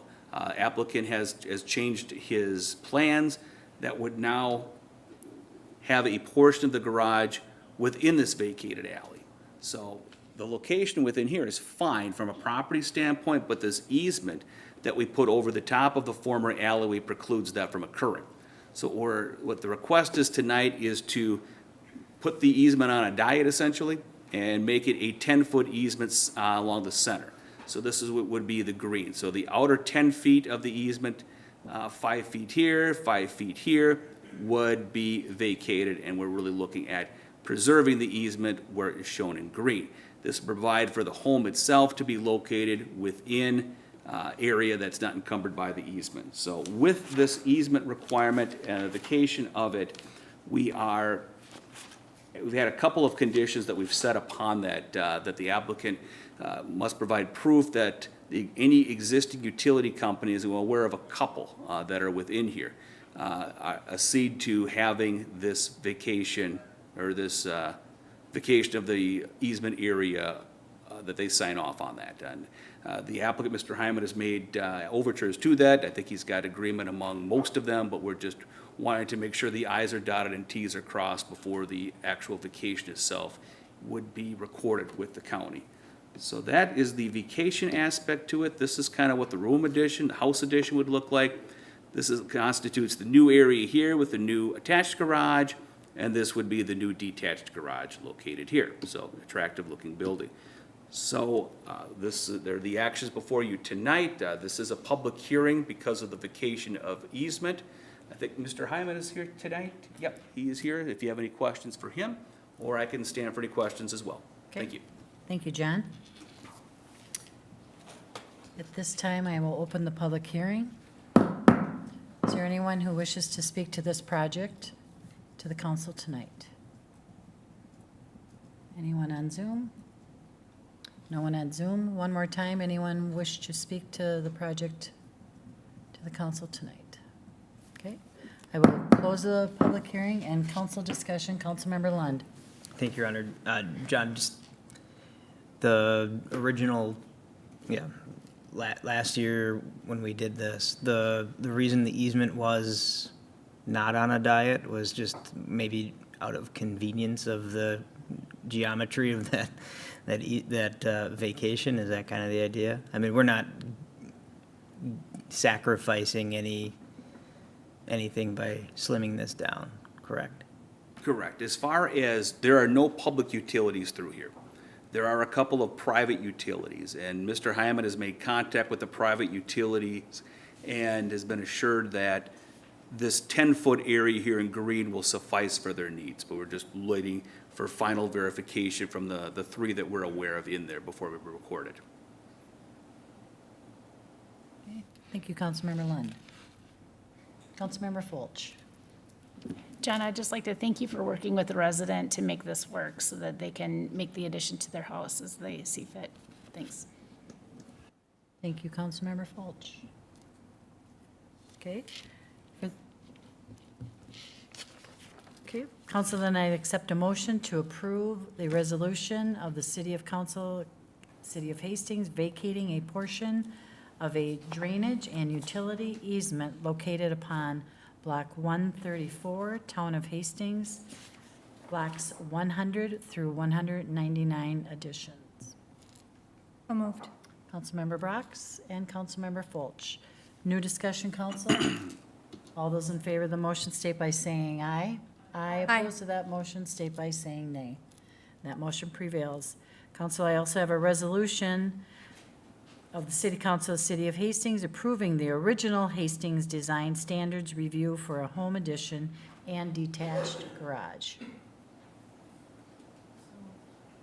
Councilmember Fulch? And a Councilmember Vaughn, second. Additional new discussion? Council? All those in favor of the motion state by saying aye. Aye. Opposed to that motion state by saying nay. And that motion prevails. Thank you, John. Thank you. And continuing under community development, John will speak with us about a resolution for a special use permit and operation of state licensed residential facility Rise Up Recovery at 1303 5th Street East. Thank you, Madam Mayor, City Council members. Looking at 303 5th Street East, an existing home located at the northeast corner of Ramsey Street and 5th Street. The proposal tonight is a special use permit to operate a state licensed residential facility, which is termed Providence House. This would be contain board lodging with special services for substance use disorder recovery. So it would be located within the existing home here that would be purchased by Rise Up Recovery to operate the facility. So approval of the special use permit tonight, council, as a reminder, would require 6 of 7 votes with one member absent, require a unanimous vote to take action tonight. I'll get in some background information as to what is being proposed on the site, a little bit of some of the Planning Commission discussion as well. We did have the Planning Commission review this. They held a public hearing on February 14th and then took action on February 28th. The February 14th meeting, there was a few people that spoke. There was some questions that were asked, clarification that was necessary by the Planning Commission, and that was brought back on the 28th. At the 28th meeting, the Planning Commission did vote on a 6-to-1 vote with 1 dissenting to recommend approval of the special use permit. At that time, the commissioners discussed the potential revocation rules if they were not adhered to, staffing of the facility, what happens if an individual chooses to leave, and fit of the neighborhood itself. With this application, we've received a number of comments from the public, some from neighbors, some from others within the community, that we've attached to the report itself. So what I have attached to the report is a resolution which tries to detail the conditions for operation of this facility here. I'm going to go through a little bit of some of the background information, some of the discussion we had at Planning Commission. I think some of the questions the Planning Commission asked at the 14th meeting, which we provided follow-up on the 28th, are important here. When you take a look at the facility itself, it would be providing, the original request was for 15 beds. The recommendation that we have from Planning Commission and from staff is for a 10-bed facility. Now, these 10 beds would be comprised of 2 types of treatments of individuals. One would be short-term or short-term emergency pre-treatment facilities. These are individuals that are awaiting enrollment into a program. So these are people that would like to enter into an alcohol or substance abuse program, but are not currently enrolled within a program. This is turned to be short-term in nature, housing of those facilities till they can find a place permanently and enter into a program. The other would be what's termed post-treatment. These are individuals enrolled within a treatment program. This is more common than what we've seen within the city. We have other sober houses that operate similar to this. The pre-treatment program on here, the short-term emergency for individuals awaiting enrollment is a little bit different. I'm not aware of any sort of use that we have within the city right now that covers that. We asked about the operation of similar facilities that are operated by Rise Up. Rise Up has a couple of locations right now within Dakota County, one in Burnsville, one in Lakeville. They're operated a little bit differently than what is being proposed here. These are primarily women's shelters, women recovery homes. That would be 4 to 6 individuals, and these are individuals that are within treatment, so there's not a pre-treatment aspect to it. We did ask some questions related to the pre-treatment operations, and in particular, other similar facilities that provide both pre-treatment, the emergency shelter kind of aspect to it, and the post-treatment. Rise Up did note a couple of locations, one in Mankato, one in Rochester that operates. We did some checking, the one in Rochester is a 14-bed facility. It's part of a larger operation. It's located on a former college campus, so there is some separation on this building facility from the rest of the surrounding neighborhood. Beyond Brink operates a similar facility in Mankato that has 13 beds. That one is located in kind of a transition area, but that has a lot of industrial and some residential around it here. We had some discussion on the level of recovery treatment of individuals served. There would be outpatient community-based substance use services. There would be housing provided here. The services would be provided elsewhere. And so within the pre-treatment individuals, they're more inclined to stay within the house, and there's requirements that they cannot leave the house without a chaperone for specific events. The people that are involved in post-treatment have more freedom of movement, and so they can move throughout the community. I think the goal with Rise Up here is to integrate these individuals into society better, so there would be some expectations for movement on that. From a staffing standpoint at the facility, there would be a licensed alcohol or drug counselor that would oversee the house.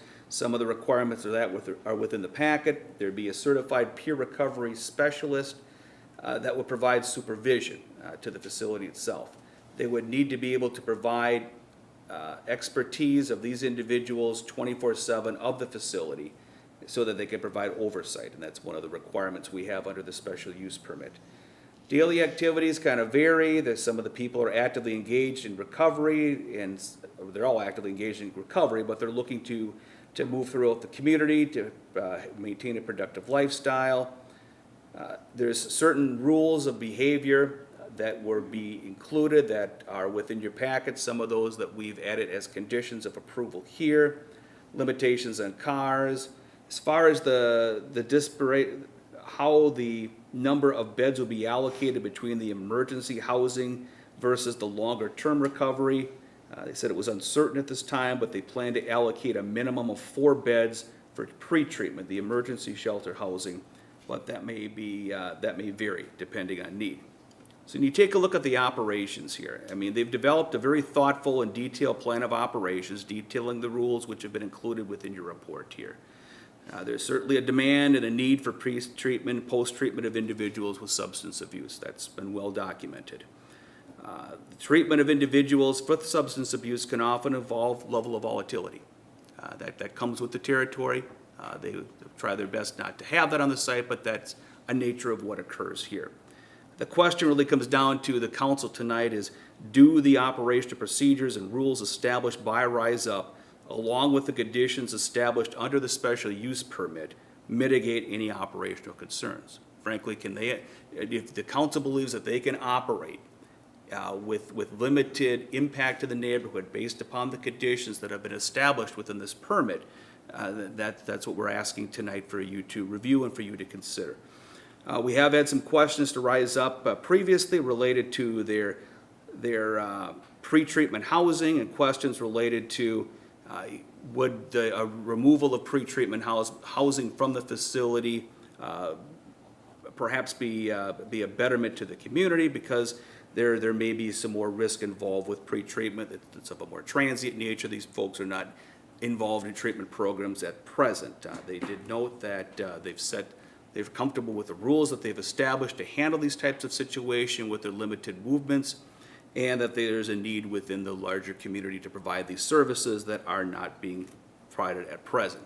One thing they did note within the application is that this is an at-will facility, which means people that they would take on are choosing to either go into treatment or to follow through on treatment, that they would not take any court-ordered individuals for treatment within the facility. So within the report itself is a resolution that lays out a number of conditions relating to licensures for different things, movements, areas on the exterior of the building where people may gather, designated smoking areas, limitation on vehicles and such. So I can stand for any questions that you may have related to that. We do have representatives from Rise Up Recovery, Tiffany Newharth here, if you have any questions for her. And again, this is a special use permit, which tonight would require unanimous consent of the council for approval. Thank you. Thank you, John. Council discussion? Councilmember Vaughn. Thank you, Your Honor. I have some questions and maybe some comments here, and I'd like to hear the discussion from my colleagues. But the first question I had is, how long does it take to enroll in a treatment program? This might be for the applicant. Because one of the concerns I have is the pre-treatment, and I want to know how long does it take to be into the, who approves that? So that's important for me to know how long it takes and who does that. So I would ask that question first, and we'll kind of, if we could, for the applicant. Thanks.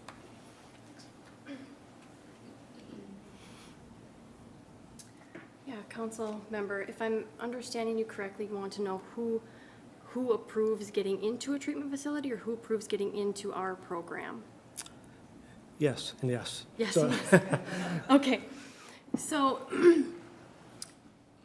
people who come in for pre-treatment housing will be medically stabilized, meaning that there won't be any intoxication or withdrawal risks.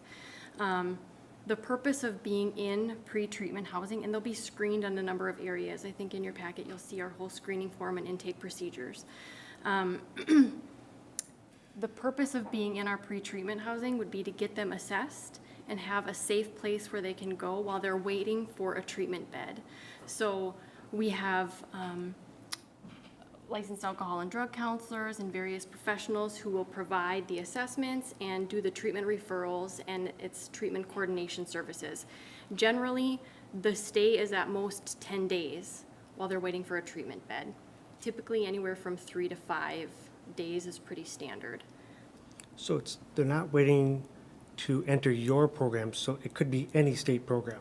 Correct, but we provide peer recovery support services, groups, and other support services while they're in our program. So it's not, there's programming and structure within our program, but they're waiting for a higher level of care, a longer term, 30-day, 60-day, 90-day treatment program. Is there any other of these programs throughout the Twin Cities or the state? How many options are there versus this one?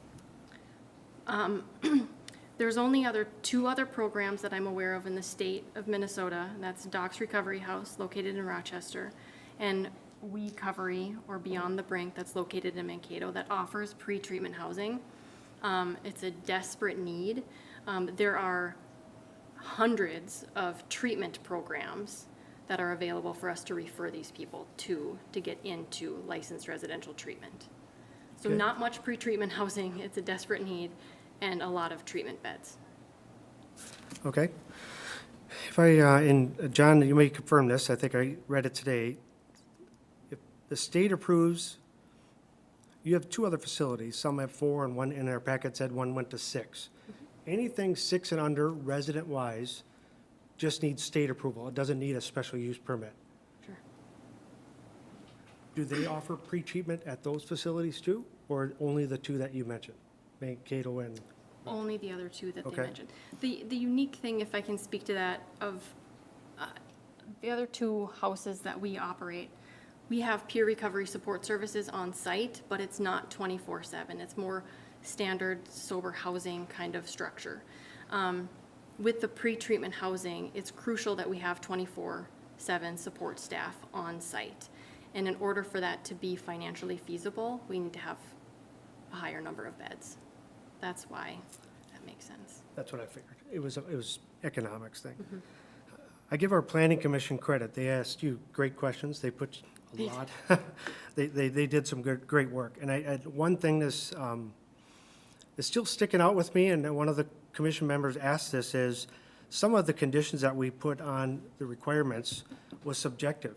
And I can point to number 9 and number 15 for the residents or the people at home. They should be respectful of neighbors and shall refrain from going indoors on the front step or any resident outside the Providence House property. And number 15 is operations must maintain the peace, tranquility, and livability of the surrounding neighborhood. I'm hung up on that a little bit because I've received messages from residents that don't want this. Those two things, in my opinion, just like that commission member said, are subjective. We now have a neighbor saying anything. They're going to pick at any little thing saying, nope, pull it back up again, and we're going to be right back in here after investments are made, and all of a sudden, we're going to have to make tough decisions saying, the neighbor said this, what is it? I just want to make sure anything we do is successful for the business, the community, and the neighbors. I'm still waiting on the pre-treatment service. I get it. This service is needed. You're not the first company that has asked for this. I get the economics of it. The data that I received are those pre-treatment facilities in 2000 and 2021. Rochester had 16 police calls. Mankato had 34. I'm assuming you're not getting police calls to the post-treatment at your other facilities. Very minimal. Right. That flags up neighbors start getting concerned about that. And it's a little bit of a cost to us as police to help out with the situation, which we should do for all residents, all businesses. I sometimes get a little concerned that we're trying to put too much of a business in a neighborhood. People purchase houses, and that zoning thing is very important to me. When we went through that earlier, we went from residential to commercial to business. I checked into these other places, and John mentioned it too. They're not in residential neighborhoods. They're in a college, ex-college campus. The Mankato one's more of an industrial business model.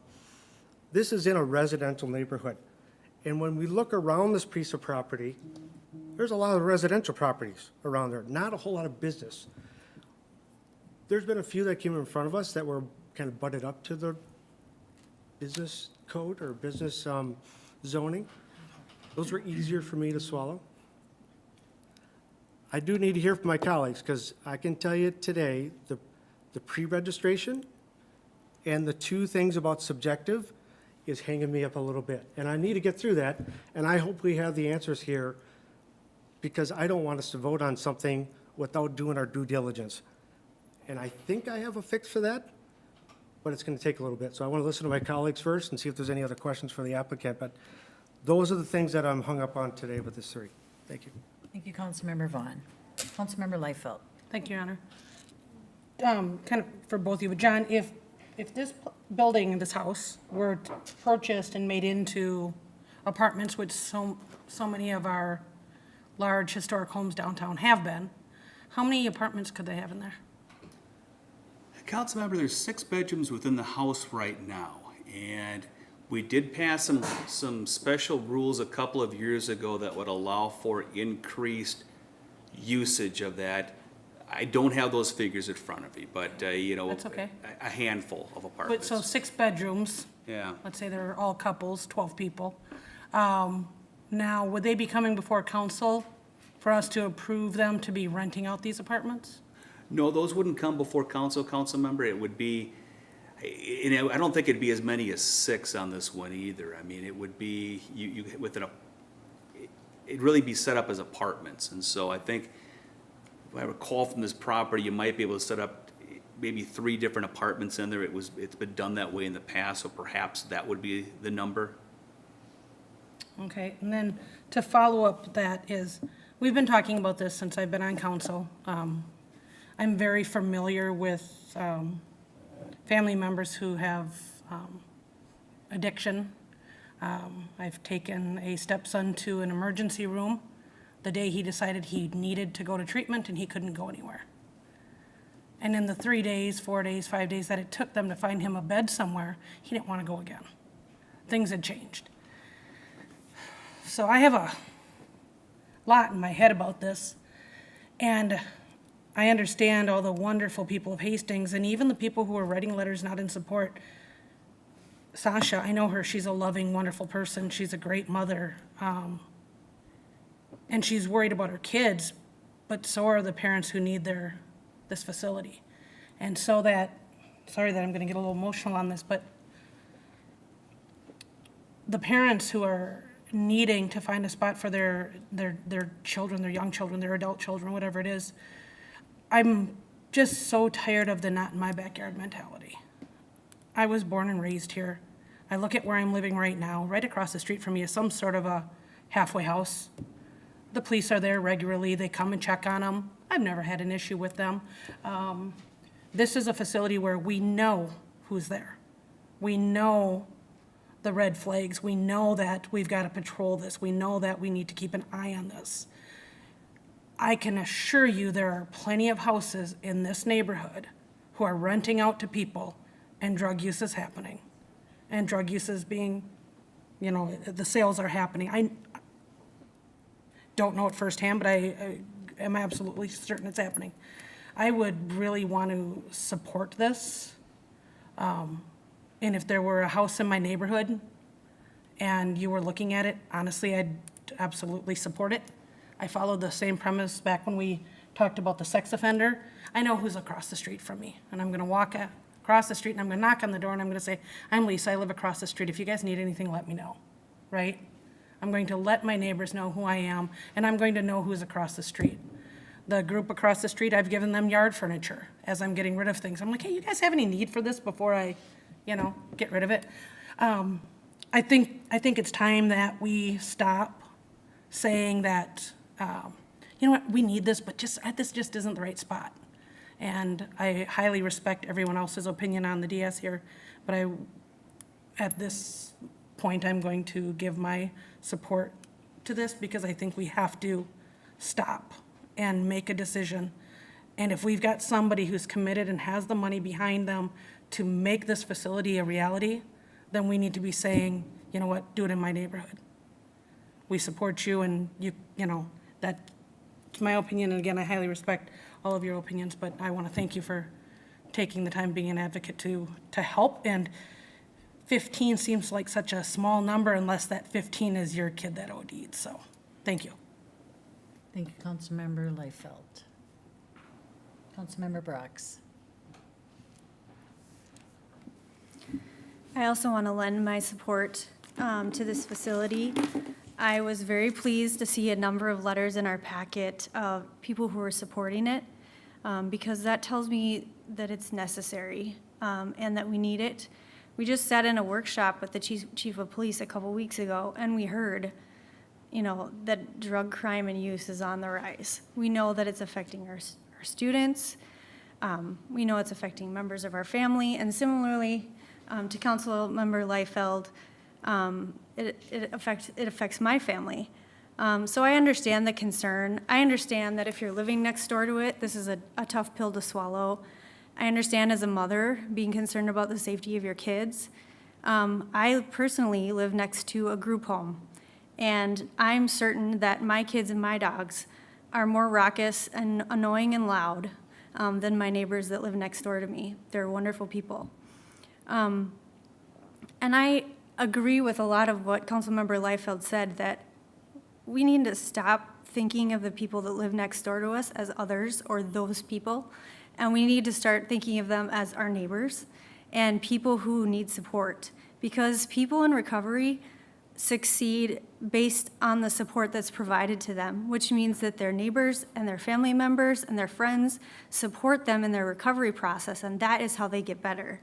So again, I understand that living next to, having a change like this in your neighborhood, it is gonna change, but that's true of every apartment building that we've also approved tonight, because as soon as you increase density, the number of calls for public service will always come. So we know that if we have a house with several people in it and we increase the density of that house, there's the more potential for calls for public service and public safety. So I guess, the letters in my packet that really tug on my heartstrings are some of the overdoses and the deaths that could have been avoided if they would have had access to services.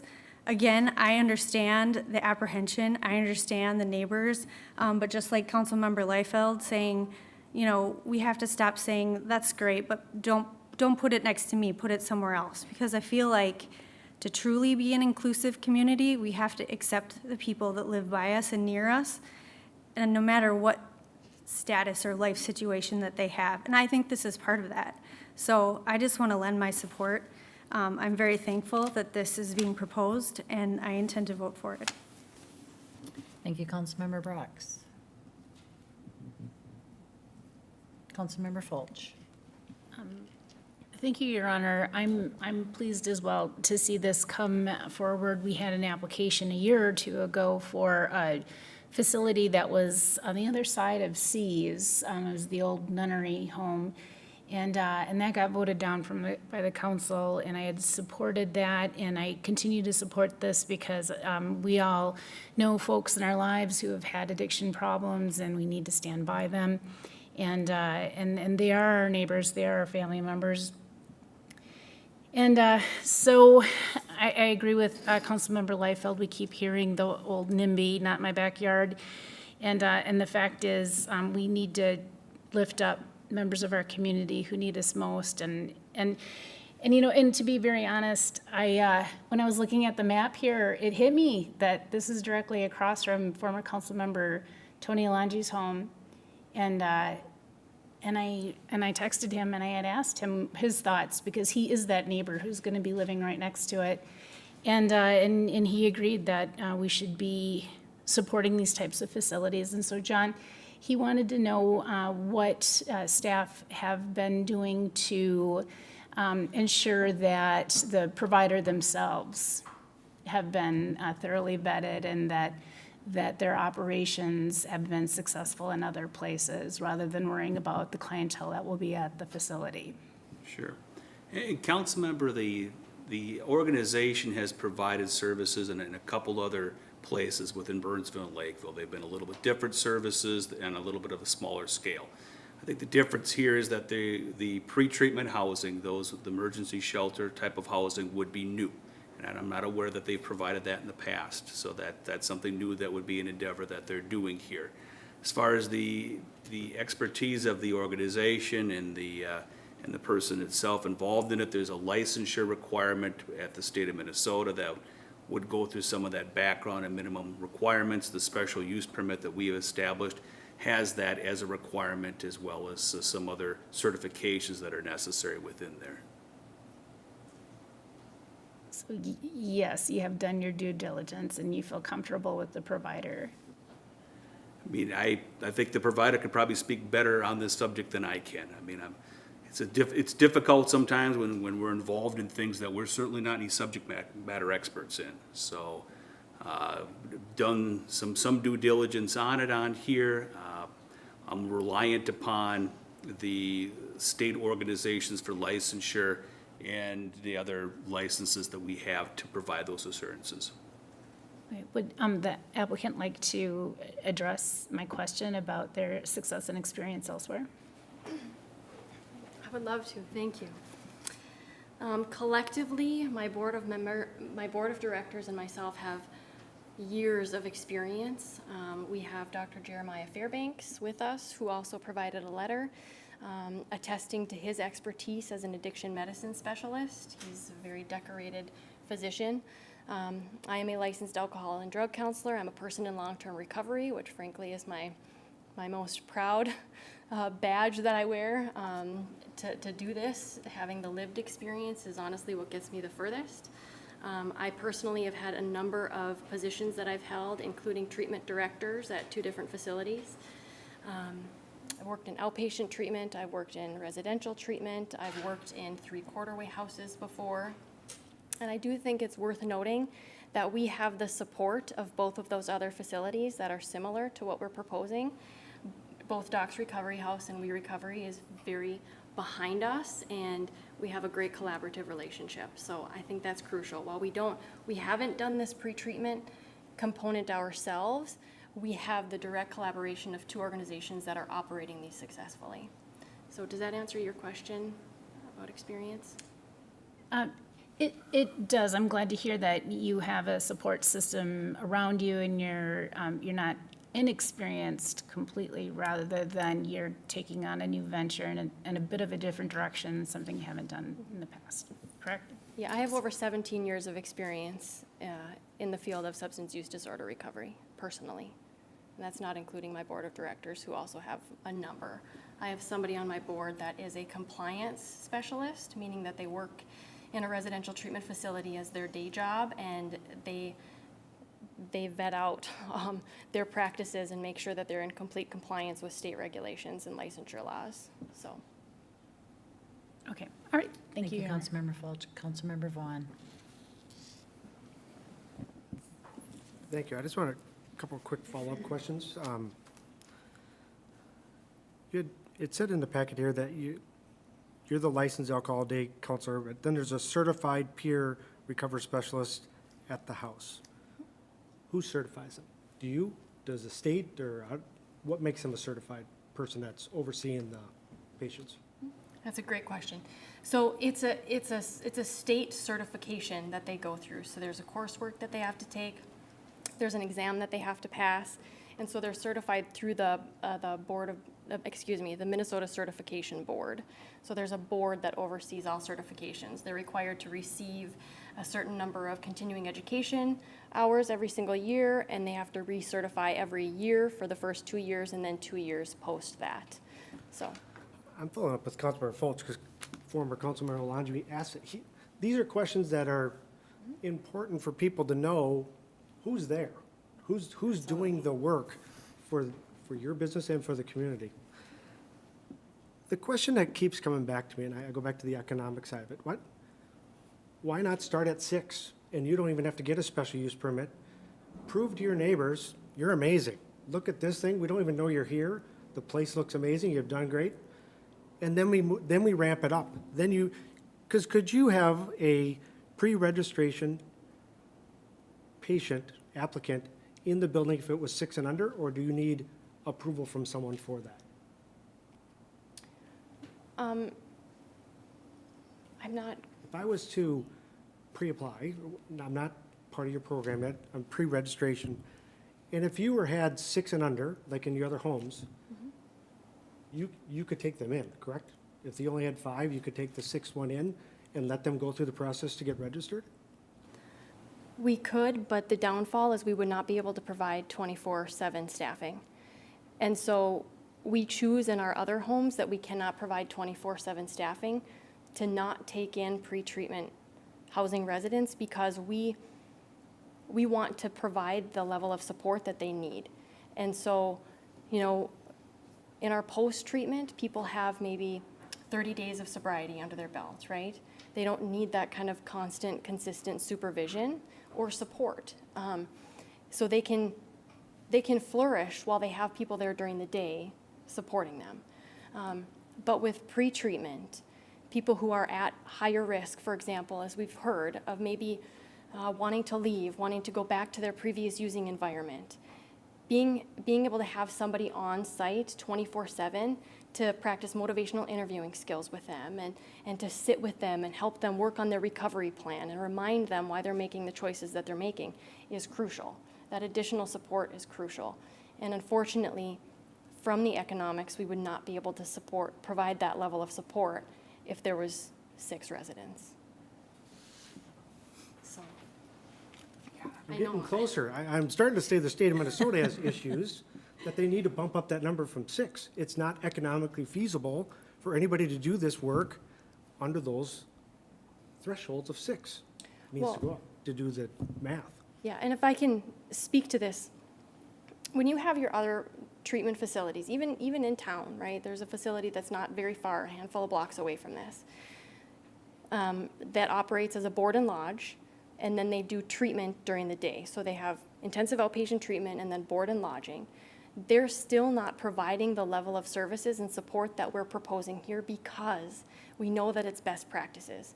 We know, our goal is genuinely to fill a hole that's within our recovery continuum. We want to make a difference. It's not just to open up shop and just to, hang our doorpost on there, and we want to genuinely make a difference. And to do that, we want to provide an intensive level of support right out of the gate to launch these individuals into recovery in a successful manner. So it's not just a sober house. There's plenty of sober houses. We don't want just another sober house. Thank you. Great answers. Still got the two subjective ones that I'm hung up on, but I'm looking for someone to get me over that hump that says we can clear those subjective ones up. I mean, I still think I don't want to put anyone in a situation. We need to clear up those couple of gaps, in my opinion, but Thank you, Councilmember Vaughn. Councilmember Lund. Thank you, Your Honor. I hate to put you on the spot, Councilmember Vaughn, but how would you see that pathway to clearing those up? If you're looking for conversation on that, like what are some ideas that you have to eliminate the concerns of, was it 9 and 15. 12 or 9 and 15? Do you have any initial thoughts that can spur the conversation? I have some thoughts, but I don't have the answers. We can say the NIMBY, I get it, because I'm kind of tired of it too. But we're also asking to put a business in a residential neighborhood. I get that. If someone wanted to put a auto body shop in my neighborhood, they would have to get a special use permit, and we would have people saying, no, go put that in a commercial area. I just think we need a little more clarity that says, if this happens, this special use permit is withdrawn. And we need it clear for staff, because we're the next level. The staff's gonna have to be the one that's being subjective, saying, well, how hard do I wanna be on this? And that's not fair to staff. Then it comes to us about, what do we wanna do? Do we give them 1 strike, 2 strikes, 3 strikes? We don't have any of that broken out on how we go to that next step, if it happens. And I'm playing all potential, but it might not ever happen, and we're good. But I think we have to do our due diligence to make sure that it's not subjective on these 16 items that are in front of us. In my opinion, 2 of them were subjective. Thank you, Councilmember Vaughn. Counselor? Your Honor, members of the council, when I saw these conditions, those were the 2 that jumped out at me too, because you're absolutely right, Councilmember Vaughn. These are very subjective conditions. 2 things. First of all, if there are violations of any of these other, 14 conditions, they're going to be pretty significant before they're brought back before this body for consideration of suspension or revocation or termination. We don't take that lightly. As you know, special use permits are generally permitted uses that just need a little extra special attention. That's what these 16 conditions are. They're extra special attention, specific for this use. Those are the 2 that jumped out because they're subjective. We're not going to bring you this special use permit back in front of this body if there are violations of just 9 and 15. Absolutely not. That's not sufficient. There are nuisance ordinances on your books. We're going to be discussing that in a couple of weeks on how we're going to enhance some of those property issues and violations that may be addressed in a nuisance situation. So you have other tools in your toolbox to address behavior at properties. Revoking a special use permit is not the way to get at behavior.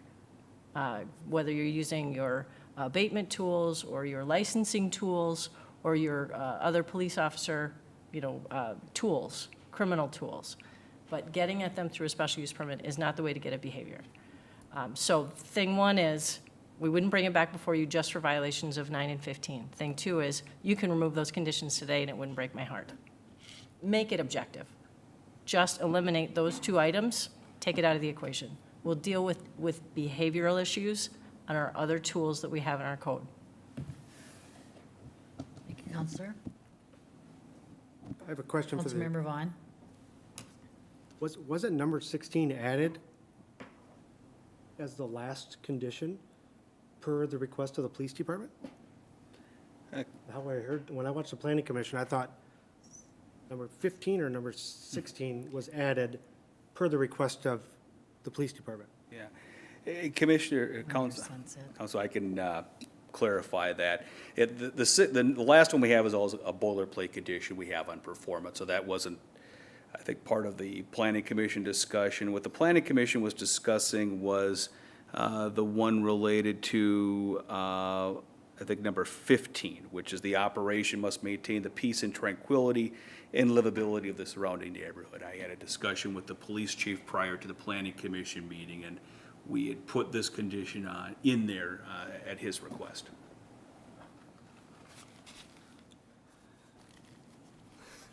Now I'm not ready to pull it out of there. If our chief of police is saying that's a good thing to have in there, there must be a reason. That's why I wanted to address it as still subjective, though. That doesn't, a police officer now has this in his, I don't want to take it out just yet. Let's put it that way. Thank you, Councilmember Vaughn. Councilmember Lund. Is there a way to add legs to it? I mean, or, like,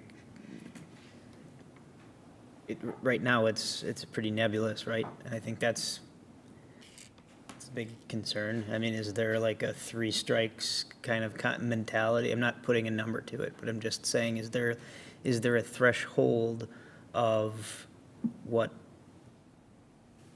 peace, not maintaining the peace is, that can be definable within this? Because otherwise, you've crossed a line. Otherwise, it is just kind of whatever somebody feels versus, That's why I was almost looking for a number. I mean, talk about Rochester 16, Mankato 34. What if it starts coming and our police is saying, I might need to pull out number 15 and use it on this item? Go get them, do what you got to do, but I think our attorney's saying they're probably not going to use this. They're going to use nuisance or a different ordinance to ease that through. And, Your Honor, if I may, maybe one clear definition, because it is statutory, is to say must not maintain a public nuisance. That is, there's a statutory definition of what a public nuisance is. It unreasonably annoys a considerable number of members of the public. That is more, it is a criminal statute that can be objectively applied. Thank you. Thank you, Councilmember Vaughn. Thank you, Councilmember Liefeld. Okay, I have first a clarification question. Councilmember Vaughn brought it up, so I want to double check this. So the special use permit, John, let's say something happens and they decide they can't open. COVID started and didn't work out and they're not going to open up. But there's a special use permit on this property. So back to what Councilmember Vaughn was saying, that special use permit, does that allow someone to put in, it doesn't allow them to put in anything, right? Just this. Okay. So then I think every one of us here can agree that there is a state and federal, there's a big problem with how we handle chemical dependency and mental health. I think we can all pretty much agree that that's the big issue. However, it's unfortunate that we keep referring to this as a business. If you guys could do this for free out of the kindness of your hearts, you would. But you got to pay for schooling and, you got to pay for your houses. And so I just have such a hard time hearing about this being a business. But they got to have residents to pay for all the people who are going to make it safe, who are going to make sure that somebody doesn't have a friend sneak in overnight and whatever. So that I'm just having, it's just that unfortunate reality that we have to keep calling this a business. These are human beings. These are, and I would like to say 15. 10 doesn't. To me, I get the financial impact. It's not because you guys want to be rich. You're in the wrong line of work. It's because you want to help individuals. And when those 15 go, the next ones are coming right behind them and coming right behind them. And I don't want to set somebody up to fail this business because we're saying, boy, you know what, we're only going to do 10 here. Because we don't feel comfortable as a community having 5 more people. To me, that's where the dollars come in, right? You need to have that to run your business to save lives. So I am in support of the pre-treatment piece with the 15 beds. And looking at this house, that's huge. John, do you know what the square footage of this house is? It's about 3,300 square feet. I have a family of 9, and none of the bedrooms were this big. They have 6 bedrooms, and the smallest of the 6 will occupy 2 people, and it's 14 by 10. Their 19 by 13 will occupy 4 people. So the place is ripe for it, and it's got 3 full bathrooms, 2 kitchens, like 3 living rooms. I mean, whoever made this house was thinking someday that they're gonna save the lives of many men, so. I just wanna throw that piece out there, you guys. I know your financial hat, Councilmember Vaughn, you're always thinking business, and I love that, and I always learn so much when you talk. And in this case, I think we have to stop thinking about the business, and we have to think about the human beings. Thank you, Your Honor. Thank you, Councilmember Liefeld. Your light's on. Did you want to speak again, Councilmember Vaughn? One more question for the applicant. Is the certified peer recovery specialist that's at the home living there, or are they an employee that you're turning over every 8, 10, 12 hours? They're awake, they're like a nurse at the nursing station. If somebody needs help, they're available 24/7. So we'll have a number of certified peer recovery specialists that are employed. Our plan is to have 2 that live on site for 24/7 care. There will be a requirement that they have eyes on the pre-treatment housing, in particular residents. Okay. Councilmember Liefeld, or thank you, Councilmember Vaughn. Well, Tiffany, you can definitely hear we are in support of you, and we really want this, but we have a residential area that are around us that have concerned, constituents of ours that we've heard from. We're trying to get this through so it can be successful, not only for you, but for the people that are going to utilize this building. We've all been connected to someone. So, again, it's very emotional. It's needed in our community. I have one question. So, there's 2 type of enrollment people, correct? Correct. Do they mix with each other, for support for the post and pre? Is that a successful part of a recovery home like this? Absolutely. Yes. I mean, imagine being raw and fresh, right off the streets, wanting, I'm going to get emotional, wanting to have a changed life, but not seeing that it's possible for you. But then you live amongst some people who have 3 months, 6 months, 12 months of recovery, and they are living life. They have the joy and the hope that you long for. There's nothing that gives someone more hope than to see recovery lived out from people who were once deemed hopeless. That was me. I can attest to that. My first day in Minnesota Adult and Teen Challenge, I didn't think it was possible for me. But then I got to meet these women who had some sobriety under their belt, who were living this out, and it was like, if you can do it, I can do it.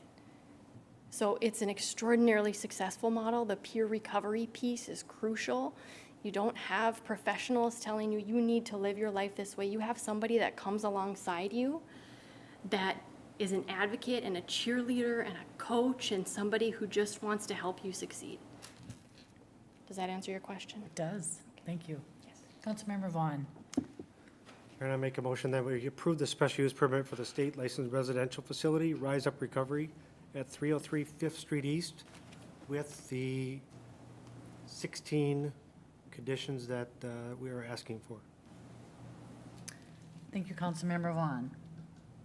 And Councilmember Liefeld. Point of clarification, if I want to request an amendment to number 16 to state not to maintain a public nuisance instead of the existing wording?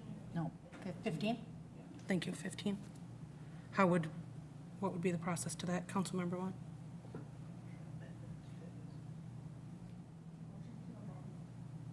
But does it have to come through Mark? No, just, I'll second Marcus. you can amend it. I'd make a motion to amend Councilmember Vaughn's motion to state number 15 as not to maintain a public nuisance wording instead of what is listed at this time. Okay. Okay, thank you, Councilmember Fulch. Counselor, we on? So there's a motion on the floor for the original resolution, and then there's a motion to amend. So now it's appropriate to vote on the motion to amend. Can we clarify the amendment? I didn't hear what it was. Oh, I apologize. Do you want to? Like, she would like to strike the number 15, operation must maintain peace, tranquility, and livability of the surrounding neighborhood. And replace that And with not to maintain a public nuisance. I'll accept that. Thank you. All right. All those in favor of the motion state by saying aye. Aye. Aye. Opposed to that motion, state by saying nay. And that motion prevails. Now. Sure. Okay, now we need a motion to approve Councilmember Vaughn's motion. As Or- amended. Yes, with Councilmember Lund's second. I have a question. You have a question for John? In general on the motion. Okay. Reading through it, is that motion, as I see it, for 10 beds? Okay, so as we're voting, I am going to be voting no. I don't support 10 beds, I support 15 beds. It has to, we all have to vote for it. So but I don't, Pass. my question is, if I vote right now on Mark's for 10, It will not pass. can I bring it up then for 15?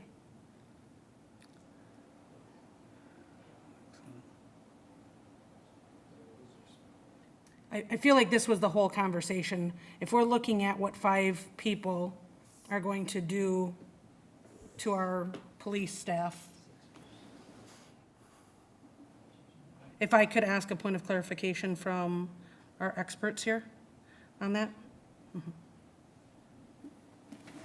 So what you submitted to us originally, could you please tell me how many beds you were? Yes, we submitted for 15 beds. And part of the reason for that was the economics behind it, but also the square footage of the bedrooms is in alignment with state statutes for the number of residents allowed. Okay, then question on to that. At 10 beds, which I believe is what is on the floor right now, would that then remove the pre-treatment plans? You could still do pre-treatment, but it would just be in that 10, which would have your pre-treatment and your treatment. Right, it would be a much less number of pretreatment beds that we could operate, right? Okay. Councilmember Lund. Thank you, Your Honor. And just, John, could you remind us of the voting implications here, considering we have 6 people today? Sure. The way that I understand it, and Attorney Land can correct me if I'm wrong here, the way that I understand it, we had an original motion on the floor here to recommend approval, then the amendment that was offered to change the language of nuisances, that was voted in the affirmative. So as the motion lays upon the floor right now, it's that amended motion. Now, that motion would need to receive unanimous approval by the council tonight. If there's one dissension to that, that would not meet the 6 of 7 threshold necessary to approve a special use permit. So I don't know if there's the ability for any council member to vote no if they intend to approve the use. Thank you, John. Councilmember Brox. Sorry. When will this special use permit come before the council again, or will it automatically be renewed in the future? The reason I'm asking the question is I feel like the planning commission was trying to get at a compromise between the concerns of the neighbors and the request. So if 10 beds is the compromise, which is trying to give approval, but also give an opportunity for the neighbors to see how this works, is there an opportunity at a future date to increase the number of beds? And how far out in the future would that be? Sure. To answer the first question, council member, there is no time frame established on a special use permit, provided it's being actively employed. So would not come before you unless there was some sort of issue on revocation or something related to that. If the applicants, if it was approved at 10 and they wanted to seek additional space within the home, they could go through what's termed an amended special use permit in the future with a similar type of review by planning commission and approval by council.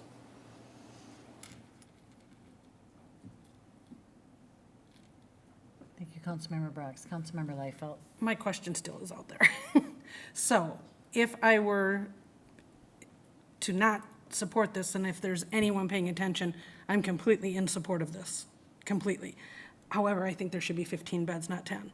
So I want to make sure, though, that if I vote this, if I say no to this right now, it won't pass. Can I turn around and make a motion for it at 15 beds? Okay. You know, Your Honor, I'd like to make another amendment to the motion on the floor.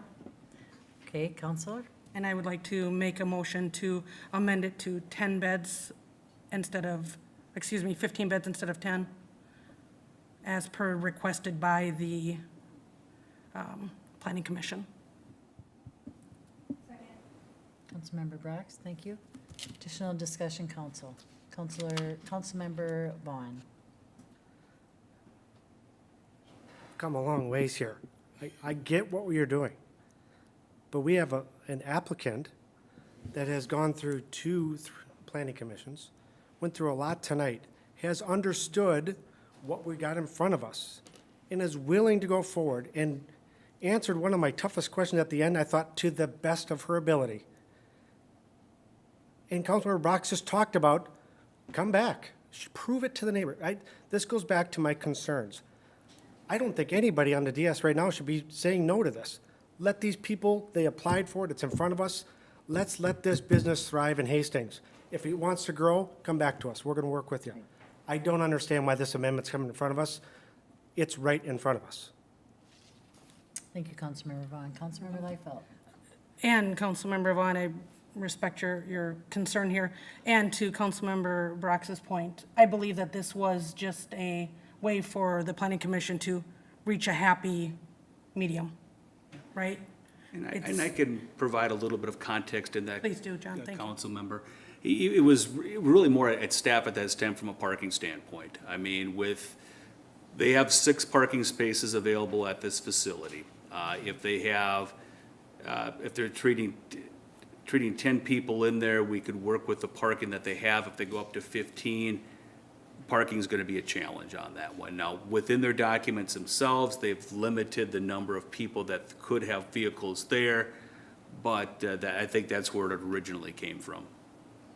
Okay, and that's good information to have. And really looking to have 2 people per room. So we have 6 rooms in the facility, 2 people per room, 1 room for the staff, is what the rationale Okay. was. Could one of you speak to how many of the residents are valid drivers and have a car there? I don't know. At your other Mankato and Rochester?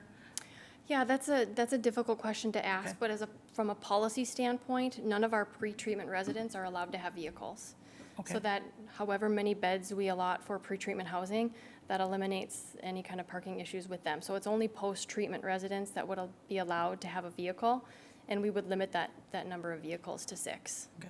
Then a follow-up, since, how hard would it be for you guys then, as the business owners here, to come back to the council in 6 months, maybe it's 6 weeks, I don't know what it is, and say, hey, this is what we've got, here's what we're looking at?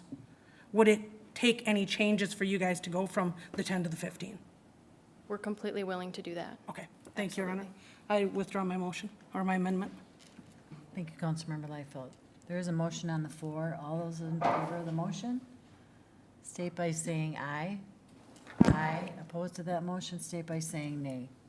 And that motion prevails. Thank you. Okay, thank you, John, for all your work, and thank you, Tiff and company. We look forward to see the good things you bring. Yes. Okay, tonight under administration, we will be hearing from Assistant Administrator Kelly Murtaugh. Kelly, welcome. She will be going over the amendment to the city charter ordinance. Thank you, Mayor. It's my pleasure to be here this evening. This evening, you're going to be presented with a first reading and the opportunity to order a public hearing to amend City Charter Section 1.03, Ward Boundaries. I just wanted to show you existing right now. This is not the most important piece, and this screen is allowing me to scroll slowly, just refresh our memories while I chat a little bit. Following the national census, ward populations are reviewed to determine whether boundaries need to be redrawn to make ward populations as equal as practicable. The population of Ward 1 is currently 7 to 11% higher than the other wards in population, so some modest changes needed to be considered. The Charter Commission, some members here, met in February and considered several options and recommended the map that you see before you with one modest change, which I will explain in just a moment. As I scroll through this map, I want to do a shout out to 2 staff members who did extraordinary work in making this happen because I do not know GIS. And that would be Cody Matheson and Justin Fortney did a lot of work with the county to prepare the information for us to then look at what we have in front of us today. So I had no idea how much work it was, but I am impressed with their skills and their efforts. So this is the existing map. So again, I'm going to scroll down on the right-hand side of your screen. You're going to see Ward 1, Precinct 1, Ward 1, Precinct 2, and then 3. And then on the left side of Trunk Highway 61, you're going to see Wards 2, 3, and 4. So just to refresh where we're at the moment. Okay. So here is the proposed map.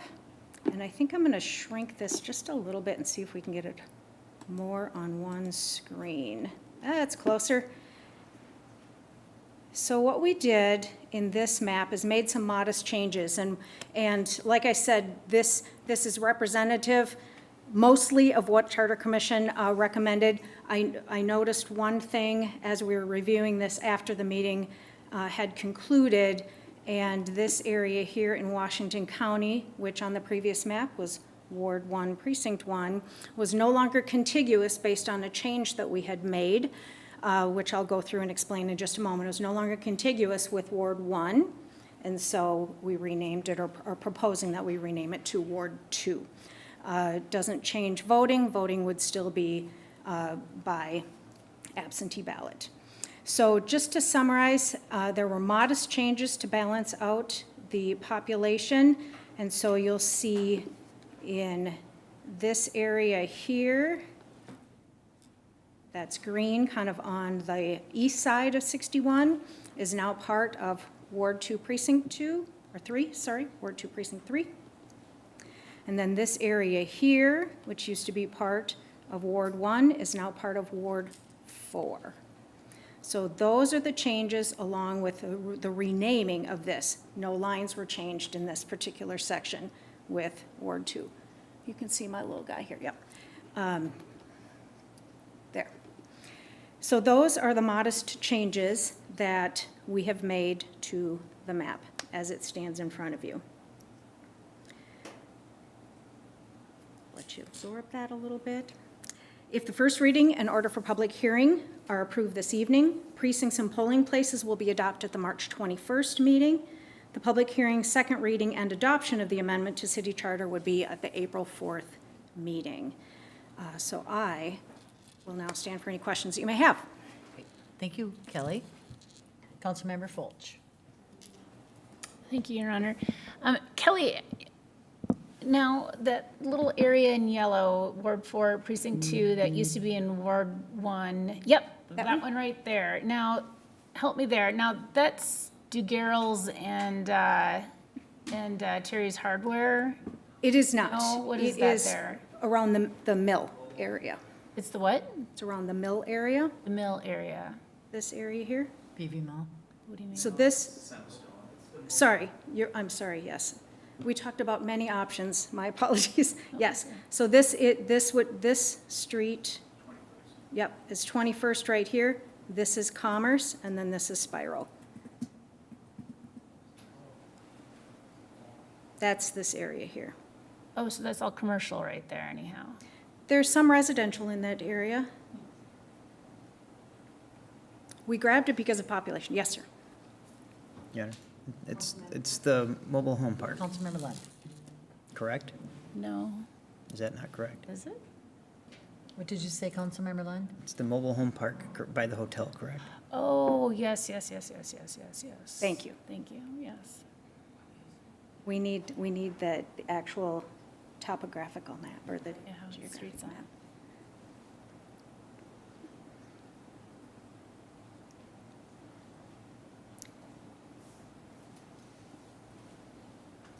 Councilmember Lund. No crystal ball will ever,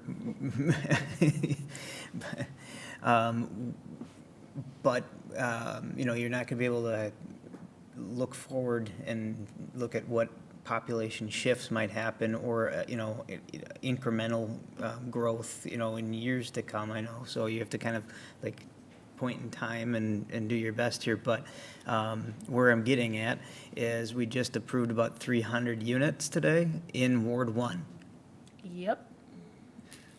of apartments. Did this account for that 300 to 700 people that we just put into Ward 1? Couldn't go by that. Yeah, I think those apartments are in 4, but regardless, 4 was also pretty large. So the law requires that we utilize the census figures from 2020. However, we are also allowed to pretend we have a crystal ball, but then we have to document exactly what it is that we utilized to make that decision. And while, yes, many of these things were approved, they weren't approved when we looked at this map, number one. And I think that there have been approvals in the past that perhaps did not follow through as anticipated. So if we approve too far and swing the other direction, which was the feeling of the Charter Commission, that would be worse than utilizing what state law says, which is the census.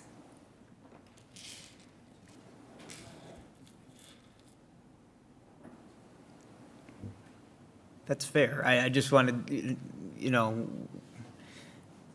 if this was 8 months later and, we would be having a different map, and so that was my question, but you answered it well. Thank you. Thank you, Councilmember Lund. Councilmember Fulch? Oh, I'm sorry, Your Honor. Okay. Nope, I'm good. And thank you for bringing that up, Councilmember Lund. Okay, Councilmember Brox. I just want to note that in life, all things come full circle, because in 2009, I was on the Charter Commission, and I was sitting out in the audience, and the mayor was Mayor Paul Hicks, and now we've reversed. And the former Mayor Paul Hicks is sitting in the audience as a member of the Charter Commission, and Councilmember Vaughn and I were on the Charter Commission. Smart tonight. So I appreciate the work of the Charter Commission. It was a wonderful place to start working as a public service, and I appreciate all the effort that goes into this, and it's not easy. So thank you for doing that, and thank you for being here. All right, thank you, Councilmember Brox. And thank you, Paul Hicks and Dolores. Are you on the commission as well? Thank you. Okay, with that, I would entertain a motion to approve the first reading of a charter of ordinance of the City of Hastings amending precinct and ward boundaries and scheduling a public hearing for April 4th. Councilmember Vaughn and Councilmember Liefeld. Additional discussion, council? All those in favor of the motion state by saying aye. Aye. Opposed to that motion state by saying nay. And that motion prevails. Council members, do you have any announcements? Councilmember Brox. I just wanted to give a quick update about the Cottage Grove Beyond the Yellow Ribbon. I'm the council liaison for Beyond the Yellow Ribbon from the city of Hastings. And I have some numbers to share about some of our recent activity. I know there's been some interest in the organization, so I wanted to just share what we've done recently. It is an organization that meets monthly and meets on the third Thursday of each month. They're always looking for board members and interested supporters, so if you have any interest, let me know. Some of the things that we've done recently, we helped 156 kids and family members for the holidays, and 23 of those were from the Hastings area. There were 2 fall yard cleanups last fall, and those were for veterans in Hastings. There were 2 mowed lawns all last summer, and volunteers from Hastings assisted with those, with the lawn care. We had 8 veterans we made Thanksgiving meals for, and that was with a partnership we have with an organization called Basic Needs in Cottage Grove. We also sent out 12 boxes to individuals during the holidays overseas, and our organization paid for the shipping, and they were from the Hastings Armory. We've covered 7 Lyft and Uber payments for veterans to go to the VA, and those gift cards came from anonymous donor within the Hastings community. We purchased 7 winter jackets, and 5 of those were for Hastings area veterans. So the organization covers Hastings, Cottage Grove, St. Paul Park, Newport. It's a larger organization, but I just wanted to update everyone that I have been attending the meetings, and we're very active and supporting veterans in the community. And we partner with the county Veteran Services Officer in receiving requests from veterans who have needs, and those are confidential requests. So if there are any veterans listening to me who have needs, we've done things like paint houses and provide lawn care, and we have a lot of volunteers who support the organization doing that work. So if anyone needs something, I would just encourage you to reach out to Beyond the Yellow Ribbon. It's currently termed Cottage Grove Beyond the Yellow Ribbon, but is changing its name to Mississippi Valley Beyond the Yellow Ribbon because of the number of cities that it covers, because right now it sounds like it's only in Cottage Grove. But good news, it's in Hastings too, and helping Hastings veterans, and it's a very worthwhile organization. And so I just wanted to give that update. Thank you, Councilmember Brox. Okay, I would like to announce that the Hastings Police Department has scheduled Coffee with a Cop at Froth and Cork on Friday, May 11th, from 10 to 11:30. Residents are invited to come ask questions, voice concerns, and get to know the officers in your neighborhood. Tuesday, March 8th, the Parks and Recreation Commission meeting has been canceled. Thursday, March 10th, is a HEDRA meeting at 6 p.m. Monday, March 14th, is a Planning Commission meeting at 7 p.m. Tuesday, March 15th, is a Heritage Preservation Commission meeting at 7 p.m.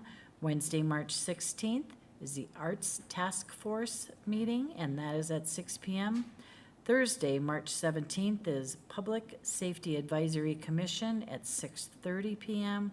Monday, March 21st, the City Council has an administrative citations workshop prior to the meeting at 5:30, and 7 p.m. council meeting, regular meeting at 7 p.m. I would look to for a motion to adjourn the council meeting.